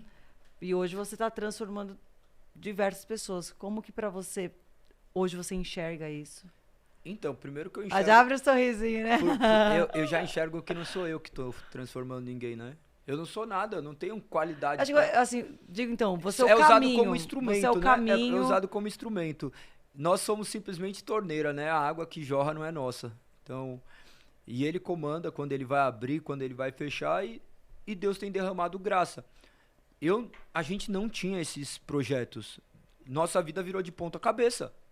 Por quê? Nós tínhamos outra vida, né? A gente fazíamos coisas completamente distintas, só que chega uma hora que isso é muito mais forte. A gente não consegue resistir a Deus. Eu nunca imaginei me tornar nem cristão. Quem dirá pastor? Os outros chegavam. Em todo esse processo, as pessoas, você quer ser pastor? Eu falei assim, eu não queria nem ser crente, meu filho. Eu falo assim, testava crente nesse não, eu falo assim, mas por que você faz isso? Eu falo assim, eu faço isso porque está escrito que nós temos que pregar o evangelho. A palavra diz, ide pregar o evangelho, que na verdade é indo. Onde nós vamos, o evangelho vai. Então, para mim era isso, era como uma obrigação. Então, a mesma disciplina e rigorosidade que eu tive na minha vida, também ocorreu esse radicalismo. Então, o que é certo o que é errado, eu tô errado, tenho que pedir desculpa e fazer o que é certo. Então, a gente foi levando isso daí como uma obrigação, né? Uma obrigação, um chamado. Tá? Porque às vezes até a palavra obrigação, as pessoas, eu sou obrigado. Elas se sentem constrangidas com a palavra. Eu não tenho nenhum problema em ser obrigado por Deus. O problema é eu ser obrigado por homens. Mas quando eu sou obrigado por Deus, quão bom é isso? Eu não depender mais da minha própria vontade. Então eu me encontro muito seguro nisso. Mas a gente foi levando e a gente não queria nada disso. Só que chega uma hora que começou a reunir as pessoas e elas começavam a se entender como igreja. A igreja não parte de um homem. A igreja não partiu do Galego, não partiu da Lise. A igreja partiu do povo que se reunia, que se via com uma identidade. Um lugar onde a gente simplesmente abria a Bíblia, lia a Bíblia, explicava a Bíblia, orava a Bíblia. E aí E vivia a não Bíblia. tinha nome na época, quando vocês se juntavam. Tinha, porque era um encontro. Era um encontro. Só que quando era encontro, a gente não tinha responsabilidades. Ninguém ofertava, ninguém fazia nada. Era dentro da minha academia, eu suportava todos os custos. A maioria das Ficava ali. pessoas que iam eram machucadas com igreja. É. Então elas não queriam ir para outra igreja, elas queriam Mas não estar queria ali, estar longe não queria da estar longe palavra. da palavra. Não queria estar longe da palavra. Só que não tem como, né? Não tem como. Se você começa a se reunir, um monte de pessoas para falar de Deus, automaticamente, naturalmente, é uma semente que Deus está projetando que vai virar algo. Não tem como, porque daí começa a crescer, vai ter que nomear pessoas para começar Pra a cuidar organizar daquele- isso. Daí você começa a organizar e você fala, mano, tá ficando pesado para mim, que 5 comia, agora eu tenho que sustentar 100 pessoas comendo. E agora? E agora, como que faz? Não, daí vamos se reunir, cada um dá um pouquinho, cada um faz isso. O lugar não cabe, vai ter que ir pro lugar maior. Então, naturalmente, a igreja surge. E não surge de homens, surge de reuniões de pessoas que têm uma mesma finalidade, uma visão similar. Então, isso foi surgindo, daí foi se organizando, nós não queríamos que tomasse esse fim, só que chega uma hora que você entende que não tem outro lugar para ir. Porque as pessoas, antes das pessoas de ocorrer minha ordenação, eu já me reconhecia como pastor deles, não só da minha própria vontade, mas eu me via fazendo coisas que Já é de tinha pastoreio, de responsabilidade responsabilidade. Isso já estava derramado sobre a minha vida. A mesma coisa de amigos meus lá do passado, que eu cuidava da vida deles sem saber Sem que isso saber. era pastoreio. De cuidar da minha família sem saber que isso é questão de pastoreio. É algo derramado sobre a minha vida que independe da minha vontade. Não tem como. É algo natural, sabe? Na hora que você vai ver, você está se envolvendo em problema que você não deveria se envolver. O cuidar Lá vai de eu. pessoa foi derramado nele Foi. até para criar o TAI, porque eu É. lembro que quando ele começou o TAI, a maior motivação dele era isso, ajudar as pessoas a sair da qualidade de vida ruim. O TAI vem porque você já veio dessa vida disciplinada de atividade física, que você sempre gostou. E aí, é o que A ela falou. primeira motivação nunca É. foi o dinheiro, né? Foi o cuidar. O TAI, ele vem depois do Mahamudra? Sim, o TAI 360, o que é? O TAI 360 é um projeto online que eu criei querendo ajudar as pessoas a conquistarem um corpo melhor, porque eu sei o quanto que é destrutivo um corpo ruim. Um corpo ruim destrói não só a sua saúde, ele destrói a sua mente, abala a sua autoestima, destrói seu relacionamento. Ele é uma bomba que só tá esperando o tempo pra explodir. A pessoa pode falar, não, tá tudo bem. Tá Mentira, ótimo. tá Uma tudo hora, mal. Tá tudo mal, ela seja vai se por olhar. saúde, não, seja por... Algum lugar vai estourar essa bomba. Não é questão de estética. Não é questão de estética. Então, eu entendia que, devido a tudo aquilo que Deus já tinha me abençoado, eu tinha que tentar abençoar as pessoas de alguma forma. E eu falei assim, e vai ser através do conhecimento. E eu quis criar um grupo que ajudasse as pessoas, e para não ser de graça, porque de graça as pessoas não valorizam.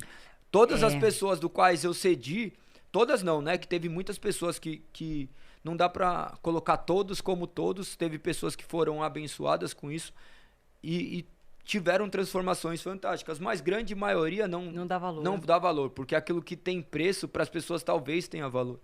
E muitas vezes aquilo que tem preço só tem preço. Aham. As pessoas um dia irão Sim. compreender isso. Às vezes a única coisa que vale é o preço, mas o valor não há dinheiro que pague. O valor não tem valor, né? Não tem valor, o valor não tem valor. E daí, esse treino, eu montei um treino online muito tempo atrás, 2017, acho. 2016 para 2017.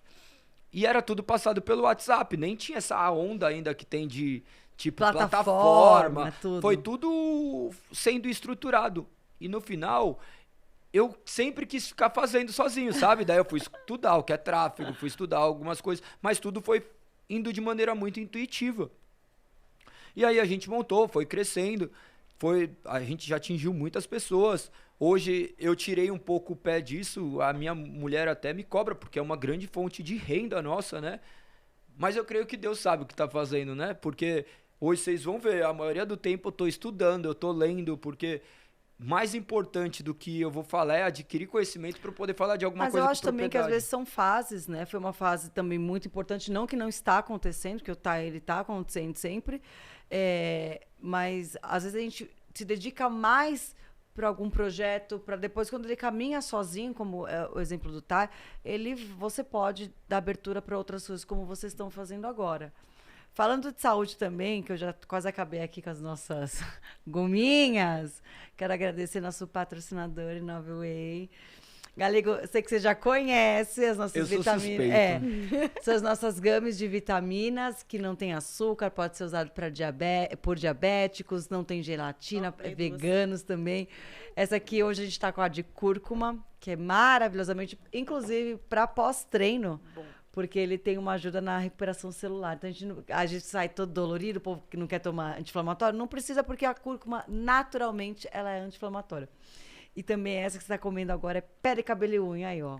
Não vai poder raspar, vai querer ser teus cabelos. Amanhã, no próximo episódio, aparece o Galego de franja! Quero agradecer que são saudáveis, a forma que a gente tem pela correria do dia. A gente não consegue mais suplementar só com alimentação.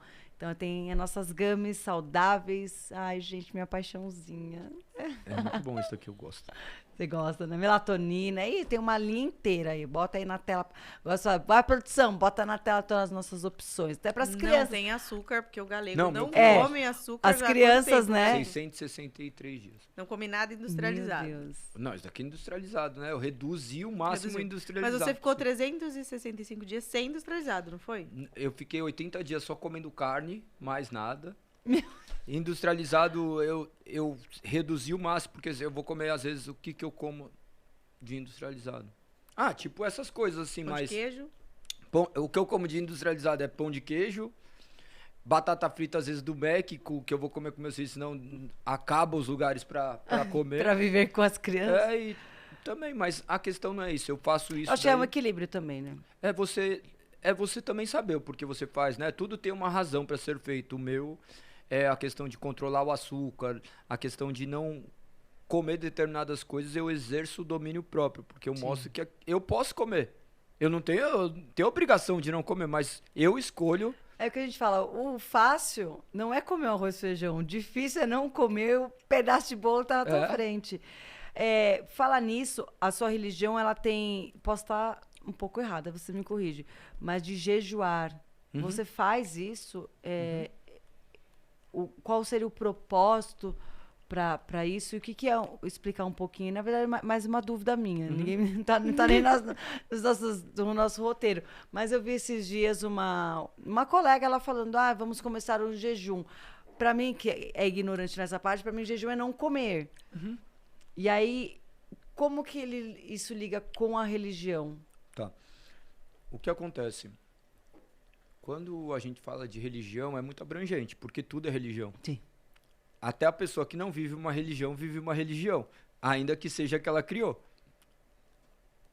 Algumas pessoas falam de religião de questão de religar, né? De origem latina, mas no final, a minha crença, eu sou cristão, protestante, a minha única regra de fé e prática é a Bíblia. O jejum é abrangente, porque em várias outras crenças também preconizam jejum.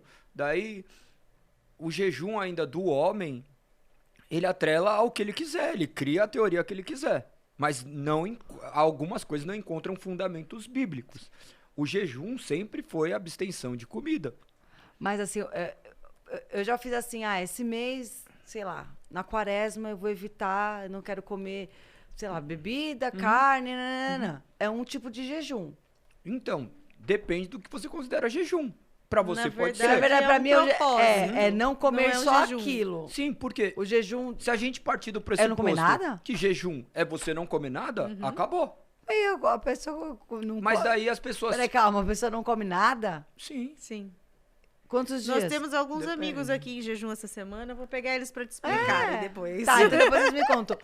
Porque é mais uma curiosidade, porque eu já fiz assim, por exemplo, na última quaresma, eu falei, eu vou tirar o que eu gosto muito. Café, porque não adianta eu tirar um, sei lá, um refrigerante, eu não tomo. Uma castanha da Índia, né? Não tomo, come. aí jejuei. Mas 40 dias. Não, porque no meu propósito era o quê? Se Jesus foi lá, ficou 40 dias por nós, por que eu não posso ficar por ele sem algo que só me dá prazer ali, tomar meu cafezinho? E era assim, eu penso mais assim, eu sei que são pensamentos diferentes, mas na minha cabeça eu estava tentando fazer o bem de alguma forma. Então eu vou tirar coisas que nem quando alguém faz uma promessa, vou ficar 1 ano sem tomar refrigerante. Só que ela já não toma, então não adianta. Que promessa então, é essa, né? O jejum abrange muitas coisas, mas nós temos que olhar do ponto de vista bíblico. Por quê? Se eu estou falando da minha crença que representa aquilo que está escrito, eu não posso dar uma finalidade para ela diferente do que minha crença diz. Consegue entender isso ou não? Que nem você, como tem as suas próprias crenças, ou talvez seus padrões são subjetivos. Você que estabeleceu. A Bíblia é algo objetivo. Sim. Eu não posso falar que é jejum, eu comer só gummy. Entendi. Entendeu? Eu vou ficar só comendo isso. Não, isso daí é chamado dieta. Tá, então mais uma coisa bem específica. Mas assim, acordei, não como, mas tem um horário que come? Aí, são todas... como que eu posso te usar uma palavra para que você possa compreender? Depende dos seus objetivos. Tá. Dos seus objetivos. Houveram uma série de tipo de jejuns bíblicos, mas todos eles estavam envolvidos à abstenção de alimentação. O outro é chamado de dieta. Sim. As pessoas chamam de jejum de Daniel. Não, era uma dieta do qual ele estava comendo somente verduras, porque ele não queria se contaminar com outro tipo de alimento. Mas o jejum é abstenção de alimento. E tem abstenção total, né? De alimentos e líquidos. Tem Galego outros ficou 7 dias sem comer. Que só toma água. Eu fiquei tomando água. Mas o que acontece? Isso não se trata de eu barganhar com Deus. Eu vou ficar sem comer pizza, tá? Não. Porque... Aí, pra mim é promessa. Aí não tem nada a ver com Deus. Aí eu falo, não bota Deus Na verdade, Deus nesse rolê, não. Mas o ser humano faz isso. Faz. Porque... Ai, se Deus me der, imagina... eu não como mais. Não. Mas não, às vezes isso eu já o que não acontece... acredito muito nisso. Tem pessoas que fazem e tudo bem. Eu só não posso falar que é bíblico. Se a pessoa quiser fazer a sua mandinga, seja mandinga gospel, como ele quiser chamar. Gostei dessa. Porque uma união de tudo, é uma mandinga gospel. Porque no final é isso, é o ser humano tentando manipular Deus. Eu acho que também vai muito da intenção, né? Porque tem gente, às vezes, que pode estar fazendo isso, mas não é nem intenção de barganha. Às vezes ela não sabe nem ela não sabe o que tá fazendo, ela só... Sim. A ideia principal, eu acho que é estar mais próxima de Deus e de limpar de tudo. E não é só jejuar, só não comer e pronto, eu não vou comer. Eu tenho que não comer, jejuar, orar, ler a palavra e estar mais próxima de Cristo ali. Pronto, agora eu vou entrar no ponto de vista bíblico. A partir do momento que nós queremos fazer um jejum e nós nos denominamos cristãos, protestantes, eu vou para a Bíblia do que é o jejum. Eu posso fazer algumas... Não é só fazer eu posso fazer algumas infusões jejum, e pegar, posso, mas eu não posso dizer que é bíblico. É benéfico você ficar algum tempo sem comer, tirar algum alimento? Lógico que é. É benéfico ficar algum tempo sem mexer no celular? Tem pessoas que falam, eu fiz jejum de celular. Já vi. Celular, jejum de rede social. Não, é bom, eu estou me abstendo, mas eu não posso falar que é um jejum bíblico, porque jejum está atrelado à comida. Eu deixei de comer. Por que eu deixei de comer? Porque isso é uma disciplina espiritual. A disciplina espiritual tem a oração, o jejum e o estudo das escrituras, que é uma forma de você trabalhar o seu espírito, a sua parte imaterial, porque nós somos constituídos de corpo material e imaterial. Quando eu tiro do meu corpo o alimento, mostra que eu sou dependente de algo. Você consegue falar assim, nossa, eu sou dependente. Você já pensou de onde vem aquele alimento que você come? Aquele pedaço de bife ali no seu prato? Você já parou para pensar que é algo que teve que dar a vida por você? A gente não para pensar isso. Que alguém, ainda que seja isso daqui industrializado, alguém deu a vida para isso daqui tá em mim. Tem pessoas que estão lá, ó. Talvez não seja tão cruel assim, tem aqui. Mas você vai olhar, pode chegar a determinados produtos que tem trabalho escravo ali, de pessoas fazendo isso, pessoas que estão... A cana de açúcar. Aqui, ó, isso daqui tem melado de cana. Você já viu como que é um trabalhador de cana? Você já viu quanto que ele ganha por dia? Ele está dando a vida para você ter vida. Sim. Então, o jejum, você começa a refletir acerca de coisas que transcendem o homem, que transcendem seu próprio eu. Daí você começa a ter mais devoção em orações. Você começa a clamar a Deus. Quando você vê que fala assim, como que eu tô fraco por causa disso? Você começa a glorificar a Deus. Você começa a orar. Você começa a ter leitura da palavra. Então, tudo isso é um processo de transformação que a Bíblia te mostra a maneira de ser feito para que você conheça verdadeiramente a Deus. Não é só fazer, né? Não. Por quê? No final, as crenças são muito subjetivas. Se pensar em todas as religiões, existe um quê de subjetividade.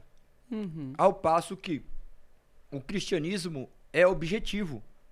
O cristianismo é objetivo. Nós vamos falar de outras religiões, a pessoa fala assim, não, mas é isso. Mas de onde você tirou isso? Ah, porque meu pai fez assim. Ah, mas seu pai fez assim? Sim. Mas de onde veio seu pai? Ah, daí foi da avó dele. Daí veio, daí foi mudando. O nosso, talvez, as pessoas olhem com maus olhos, mas historicamente tudo que está ali é comprovado. E tem, acho que, muito também o entendimento, eu acho, né? Eu falei, eu nunca li, mas você, quando lê, você tem um entendimento, e você, quando lê, você tem outro... Não digo entendimento, mas... A compreensão. Sim, a compreensão.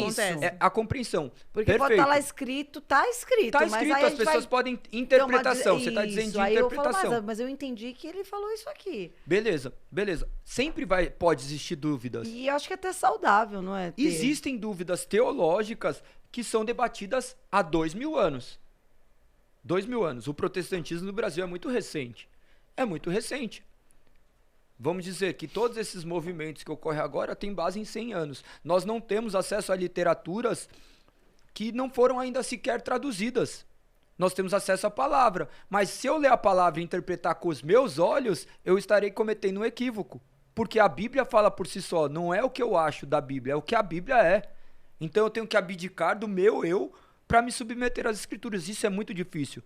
Porque a maioria das pessoas fala, não, isso daqui, a Bíblia está falando isso. A gente já vem com muitos conceitos na vida, né? Exato. E a Bíblia fala justamente para você abandonar seus conceitos, segue esses conceitos, que nem o meu, adúltero. Mas tem religião que pode ter 2 mulheres, então eu vou virar essa religião. Eu já pensei nisso. Essa religião tá melhor pro meu lado. Já tinha pensado nisso, eu falava assim, olha o que eu fazia. Tem uma religião que eu posso fazer isso e não ser julgada? Olha o que eu fazia, eu falava assim, eu vou misturar essa que pode ter várias mulheres, eu vou fazer essa daqui que eu não preciso trabalhar de sábado. Já me dá uma o homem já vai. Na verdade, eu vou montar uma nova religião com uma. Mas exato. E o que aconteceu no nosso caminho? No nosso caminho mostrou que só tem um caminho, uma verdade.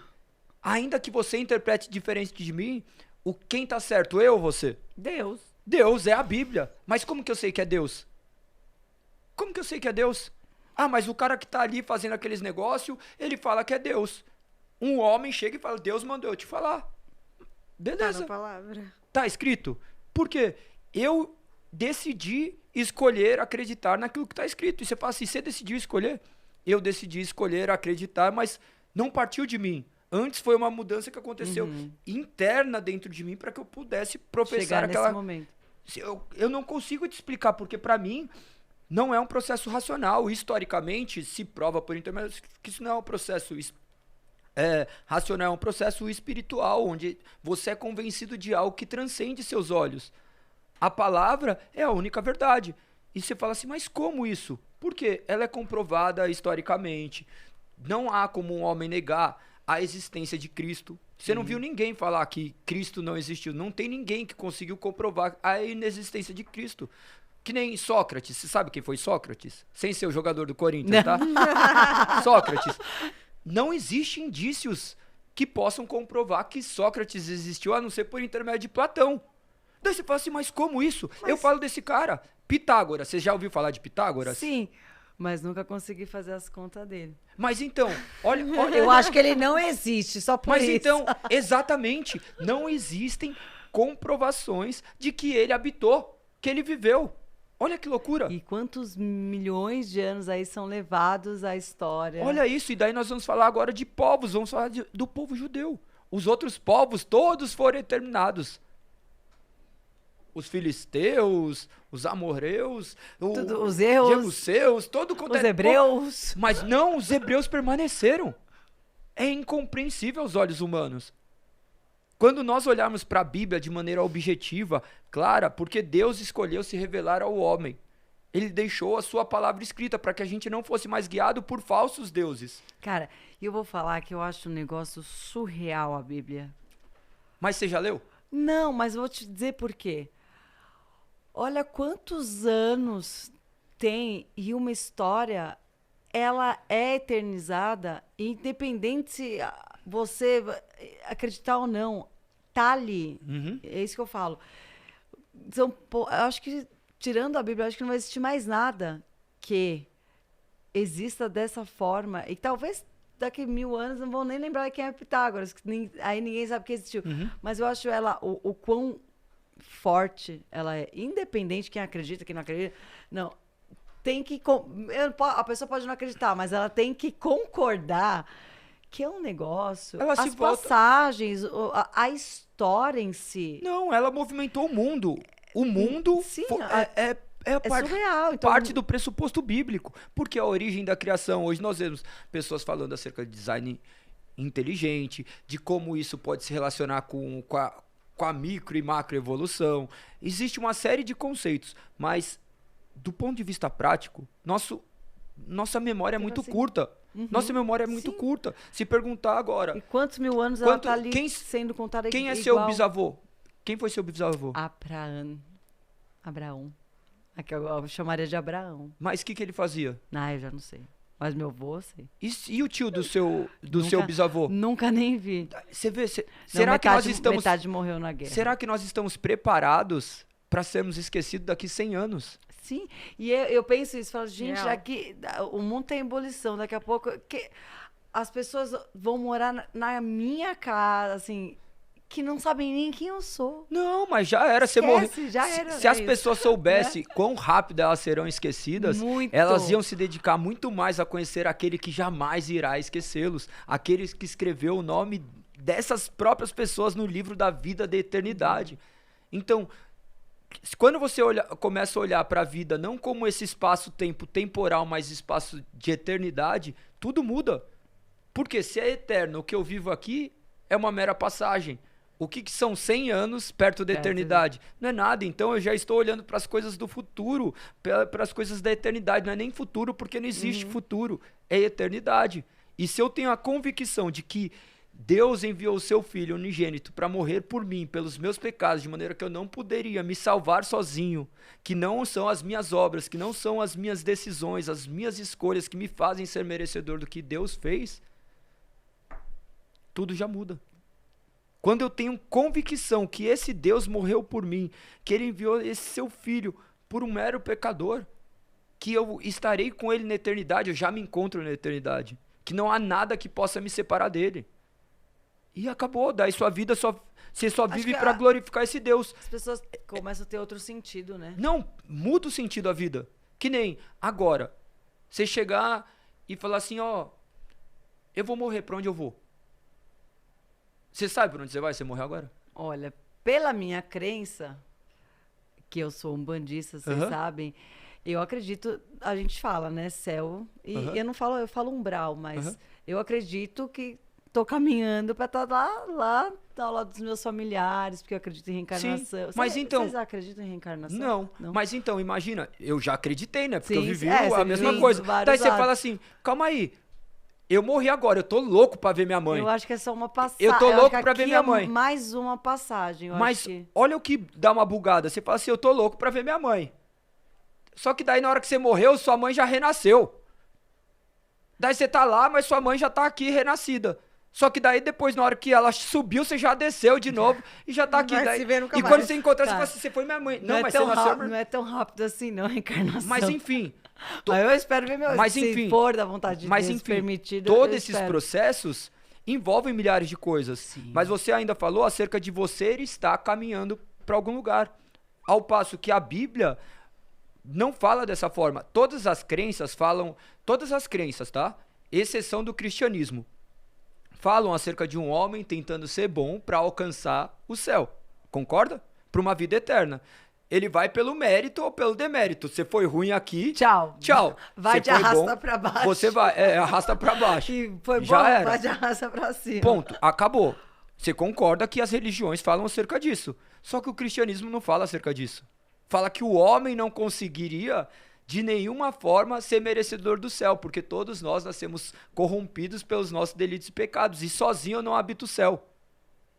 Então, não fala de um Deus que você tem que fazer algo para merecê-lo, para você estar com ele. As outras crenças falam disso. Você tem que ser bom para merecer Deus. Agora, o homem não podendo merecer a Deus, Deus envia seu filho para morrer como um homem, para resgatar esses homens, para ter um relacionamento com ele. O homem não se achega a Deus, é Deus que se achega até o homem. Para religar, né? Então, muda tudo. Isso daí buga. Porque não sou eu que faço, é Deus que fez. Então, o homem não tem mérito. E isso humilha o ser humano. Verdade, o cristianismo chega, você fala assim, eu sou um nada, eu sou um pecador. Que garante... Mas eu acredito muito nisso. Eu acho que a gente está em constante evolução. Eu sempre falo isso, que a gente está construindo e desconstruindo muita coisa, e vai muito da gente querer evoluir ou não, ou ficar parado e usar. Porque eu falo assim, eu vejo muita gente falando assim, se deu certo na vida, foi Deus. Se eu fiz alguma coisa muito ruim, foi o diabo. As pessoas não assumem as suas responsabilidades. E dizer, cara, errei, fui moleque. Foi mal, desculpa aí. Como eu faço para melhorar? Você, na tua jornada, você vem contando.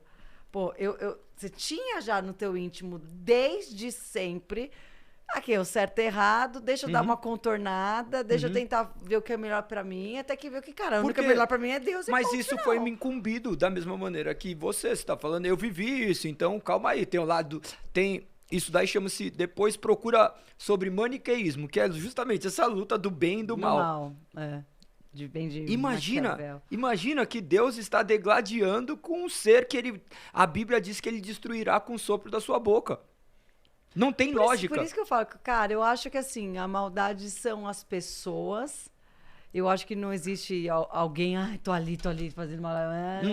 E que Deus é soberano em tudo. Não cai uma folha da árvore se Deus não permitir. E acho que na tua vida, na minha, nada vai. Verdade. Se Deus não permitir. Verdade. E essa infusão que você fez agora, as pessoas entendem que é um versículo bíblico que é um equívoco. Eu falei, um versículo? Não.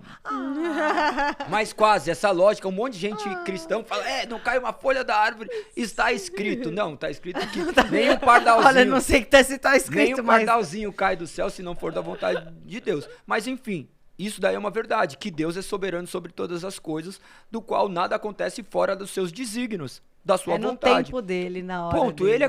Ele tem o controle de tudo. Mas pensando nesses quesitos que Deus está no controle de tudo. Ele tem a ordem sobre o mundo. Independente do que eu acho ou você acha, ele vai continuar sendo Deus. Independente da concepção que você tem. No final, tudo é Deus. Sim. Tudo é Deus. O que vai levar até Deus? Tudo te encaminha para Deus. Mas segundo a Bíblia, todos vão diretos a Deus. Mas uns para condenação e para salvação. Uns vão de arrasta para baixo. Arrasta para baixo e arrasta para cima. Mas imagina se arrastar para baixo e arrastar para cima depender de um homem. Calma aí, você nasceu feliz.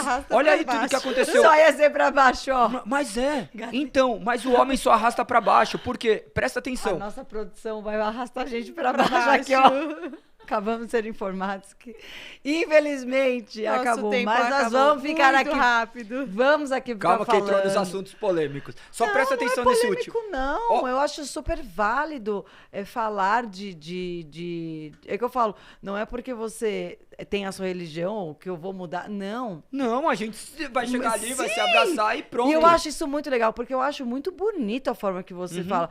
Quando tem os louvores, não é porque eu sou de uma religião que eu não ouço. Como que eu não vou ouvir uma música falando de Deus? Uma música tão bonita. Não impede não impede eu. Quantas vezes já fui na casa de vocês, que é a célula, o que me impede de ouvir? Eu não ia gostar se eu fosse ouvir coisas ruins. Sim. E não coisas tão boas, que é falar de Deus. Então, acho que independente da religião a que eu tô, eu acho super... Sempre quando alguém vir falar coisas positivas e boas, e de Deus, eu vou estar com meus ouvidos e coração aberto. E acho que isso que é o bacana Com de certeza. você poder ter essa troca e falar sempre Sempre de coisas boas. sim. Você que tocou num ponto pra gente até encerrar, que é fundamental o ser humano compreender. O ser humano não nasce bom. O Ele ser é humano ensinado a ser bom. nem ensinado, ele é conduzido a ser bom por uma força maior, porque o homem não consegue ser bom. O homem não consegue ser bom porque a sua natureza é corrompida. É falha. A sua natureza é falha. Você vê homens bons que estão aparentemente sendo homens bons, sai daqui, dá uma facada na pessoa ali porque ela pisou no pé. Você vê uma mãe que gerou um filho que era tão desejado por um estado de puerpério, por um momento, afogar o filho na banheira. Sim. Então, o homem já nasceu fadado a viver essa falhar. vida, a falhar. O ser humano já foi corrompido em sua natureza. Então, a gente quer atribuir a algo externo, embora existam essas forças espirituais, nós não podemos esquecer que um homem sem Deus já é a própria encarnação do mal. O homem sem Deus já é a própria encarnação do mal. Eu não preciso ser conduzido a fazer o mal. O mal já é natural dentro de mim. Eu tenho que vigiar todo dia. Se eu olhar uma mulher na rua a primeira vez, eu posso olhar distraído, porque os desejos internos, eles não vão sumir de mim. Mas a segunda vez, quem tá olhando sou eu. É a minha carne. A primeira vez foi sem querer. A Aquela segunda história de errar humano, né? Ah, errar uma vez, ok. Errar duas, aí, Repetindo. filho. Mas o homem está fadado a isso. Ele é inclinado pro mal. Ele é inclinado pro mal. O homem não consegue se tornar bom sozinho. Ele necessita de uma força externa. Uma força externa. E essa única força externa que pode é Deus. Daí você fala assim, mas como que Deus é tão bom e permite o mal? A ausência de Deus que faz causa o as mal. coisas. A ausência. Quantas coisas poderiam ser melhores se nós buscássemos, de certa forma, conhecer um pouco mais de Deus? Nós falamos de um Deus que nós não conhecemos, de um Deus que nós criamos. Se nós tivéssemos uma convenção onde a gente pudesse falar assim, calma aí, mas Deus é isso que você está falando, porque criam essa lógica do Deus que é simbolizado através de um elefante, que todos estão cegos ali, e eles começam, o que é Deus? É a pata, ou daí fala assim, se um escutasse o outro, vocês iam escutar o que é Deus. É uma falácia, é uma mentira, porque Deus escolheu se revelar da maneira que é. Não para o homem ficar tateando. Deus escolheu se revelar ao homem por intermédio de Cristo. Nós podemos ver Deus encarnado, mas a gente não quer olhar para ele. A gente quer criar nossas próprias crenças. Nós queremos seguir os desejos dos nossos corações. E nós somos atraídos justamente por isso, pelos desejos dos nossos corações. E a minha questão maior hoje é falar assim, eu não quero ser mais conduzido pelos desejos do meu coração. Por isso eu tenho me dedicado a estudar, a compreender, não o que eu acho. Se eu tô pensando em alguma coisa agora e falo, nossa, eureka! Não! Teve homens que viveram o dia inteiro lendo a Bíblia, estudando, para eu falar. Muitas coisas do que acontecem hoje no cristianismo já foram refutadas por sínodos. Tem um sínodo de Dort, se você tiver curiosidade, vai lá e lê o que é o sínodo de Dort. Você vai ver que grandes debates teológicos do que estamos vivendo já aconteceu lá no passado. As mesmas loucuras que estão aqui acontecendo em épocas agora diferentes, né? já aconteceram. Antigamente os reis colocavam pessoas deficientes para dançar, Pra como rirem. para rirem. Eram os chamados de os bobos da corte? Sim, né? pegava, colocava pessoas assim. Antigamente as meretrizes cultuais, as prostitutas cultuais, eles ficavam oferecendo seu corpo como algo a Deus. Pessoas ofereciam seus filhos a deuses, sacrificados. Então, hoje não está muito diferente. E só mudou o contexto. As formas. Só né? mudou o contexto. Tenho certeza que grandes coisas ainda vão acontecer por meio da vida de vocês. Não, que calma. Deixa um recado olhando pra nossa câmera da verdade ali. O que você deseja, enfim. Meu desejo é que Deus possa se revelar a você. Meu desejo é que, mediante o poder que há no Espírito Santo, a verdade possa se manifestar de uma maneira graciosa à sua vida. Sabendo que ainda que você não consiga enxergar essa verdade, clame a ela, porque ela não negará nenhum daqueles que clamarem. E que essa verdade manifeste em ações, porque depois que você for transformado, você vai ver que você era cego, agora você enxerga. Tenho certeza que um dia seus olhos serão abertos. E assim como aconteceu na minha vida e aconteceu na vida de tantos milhares de pessoas, um dia todas essas coisas que parecem ser loucuras hoje, sendo ditas, serão vividas por você. Que Deus possa iluminar seu dia, seu caminho. Cuide daquilo que pode cuidar e deixe que Deus cuidará do impossível. Amém! Ai! Galego, muito obrigada. Foi Obrigado. muito bom. Passou rápido. Muito Se rápido. deixasse, a gente estava aqui mais 2 horas. Amiga, obrigada. Mais um. Obrigada, amiga. E em breve, mais um episódio do nosso podcast Sintonia. Beijo.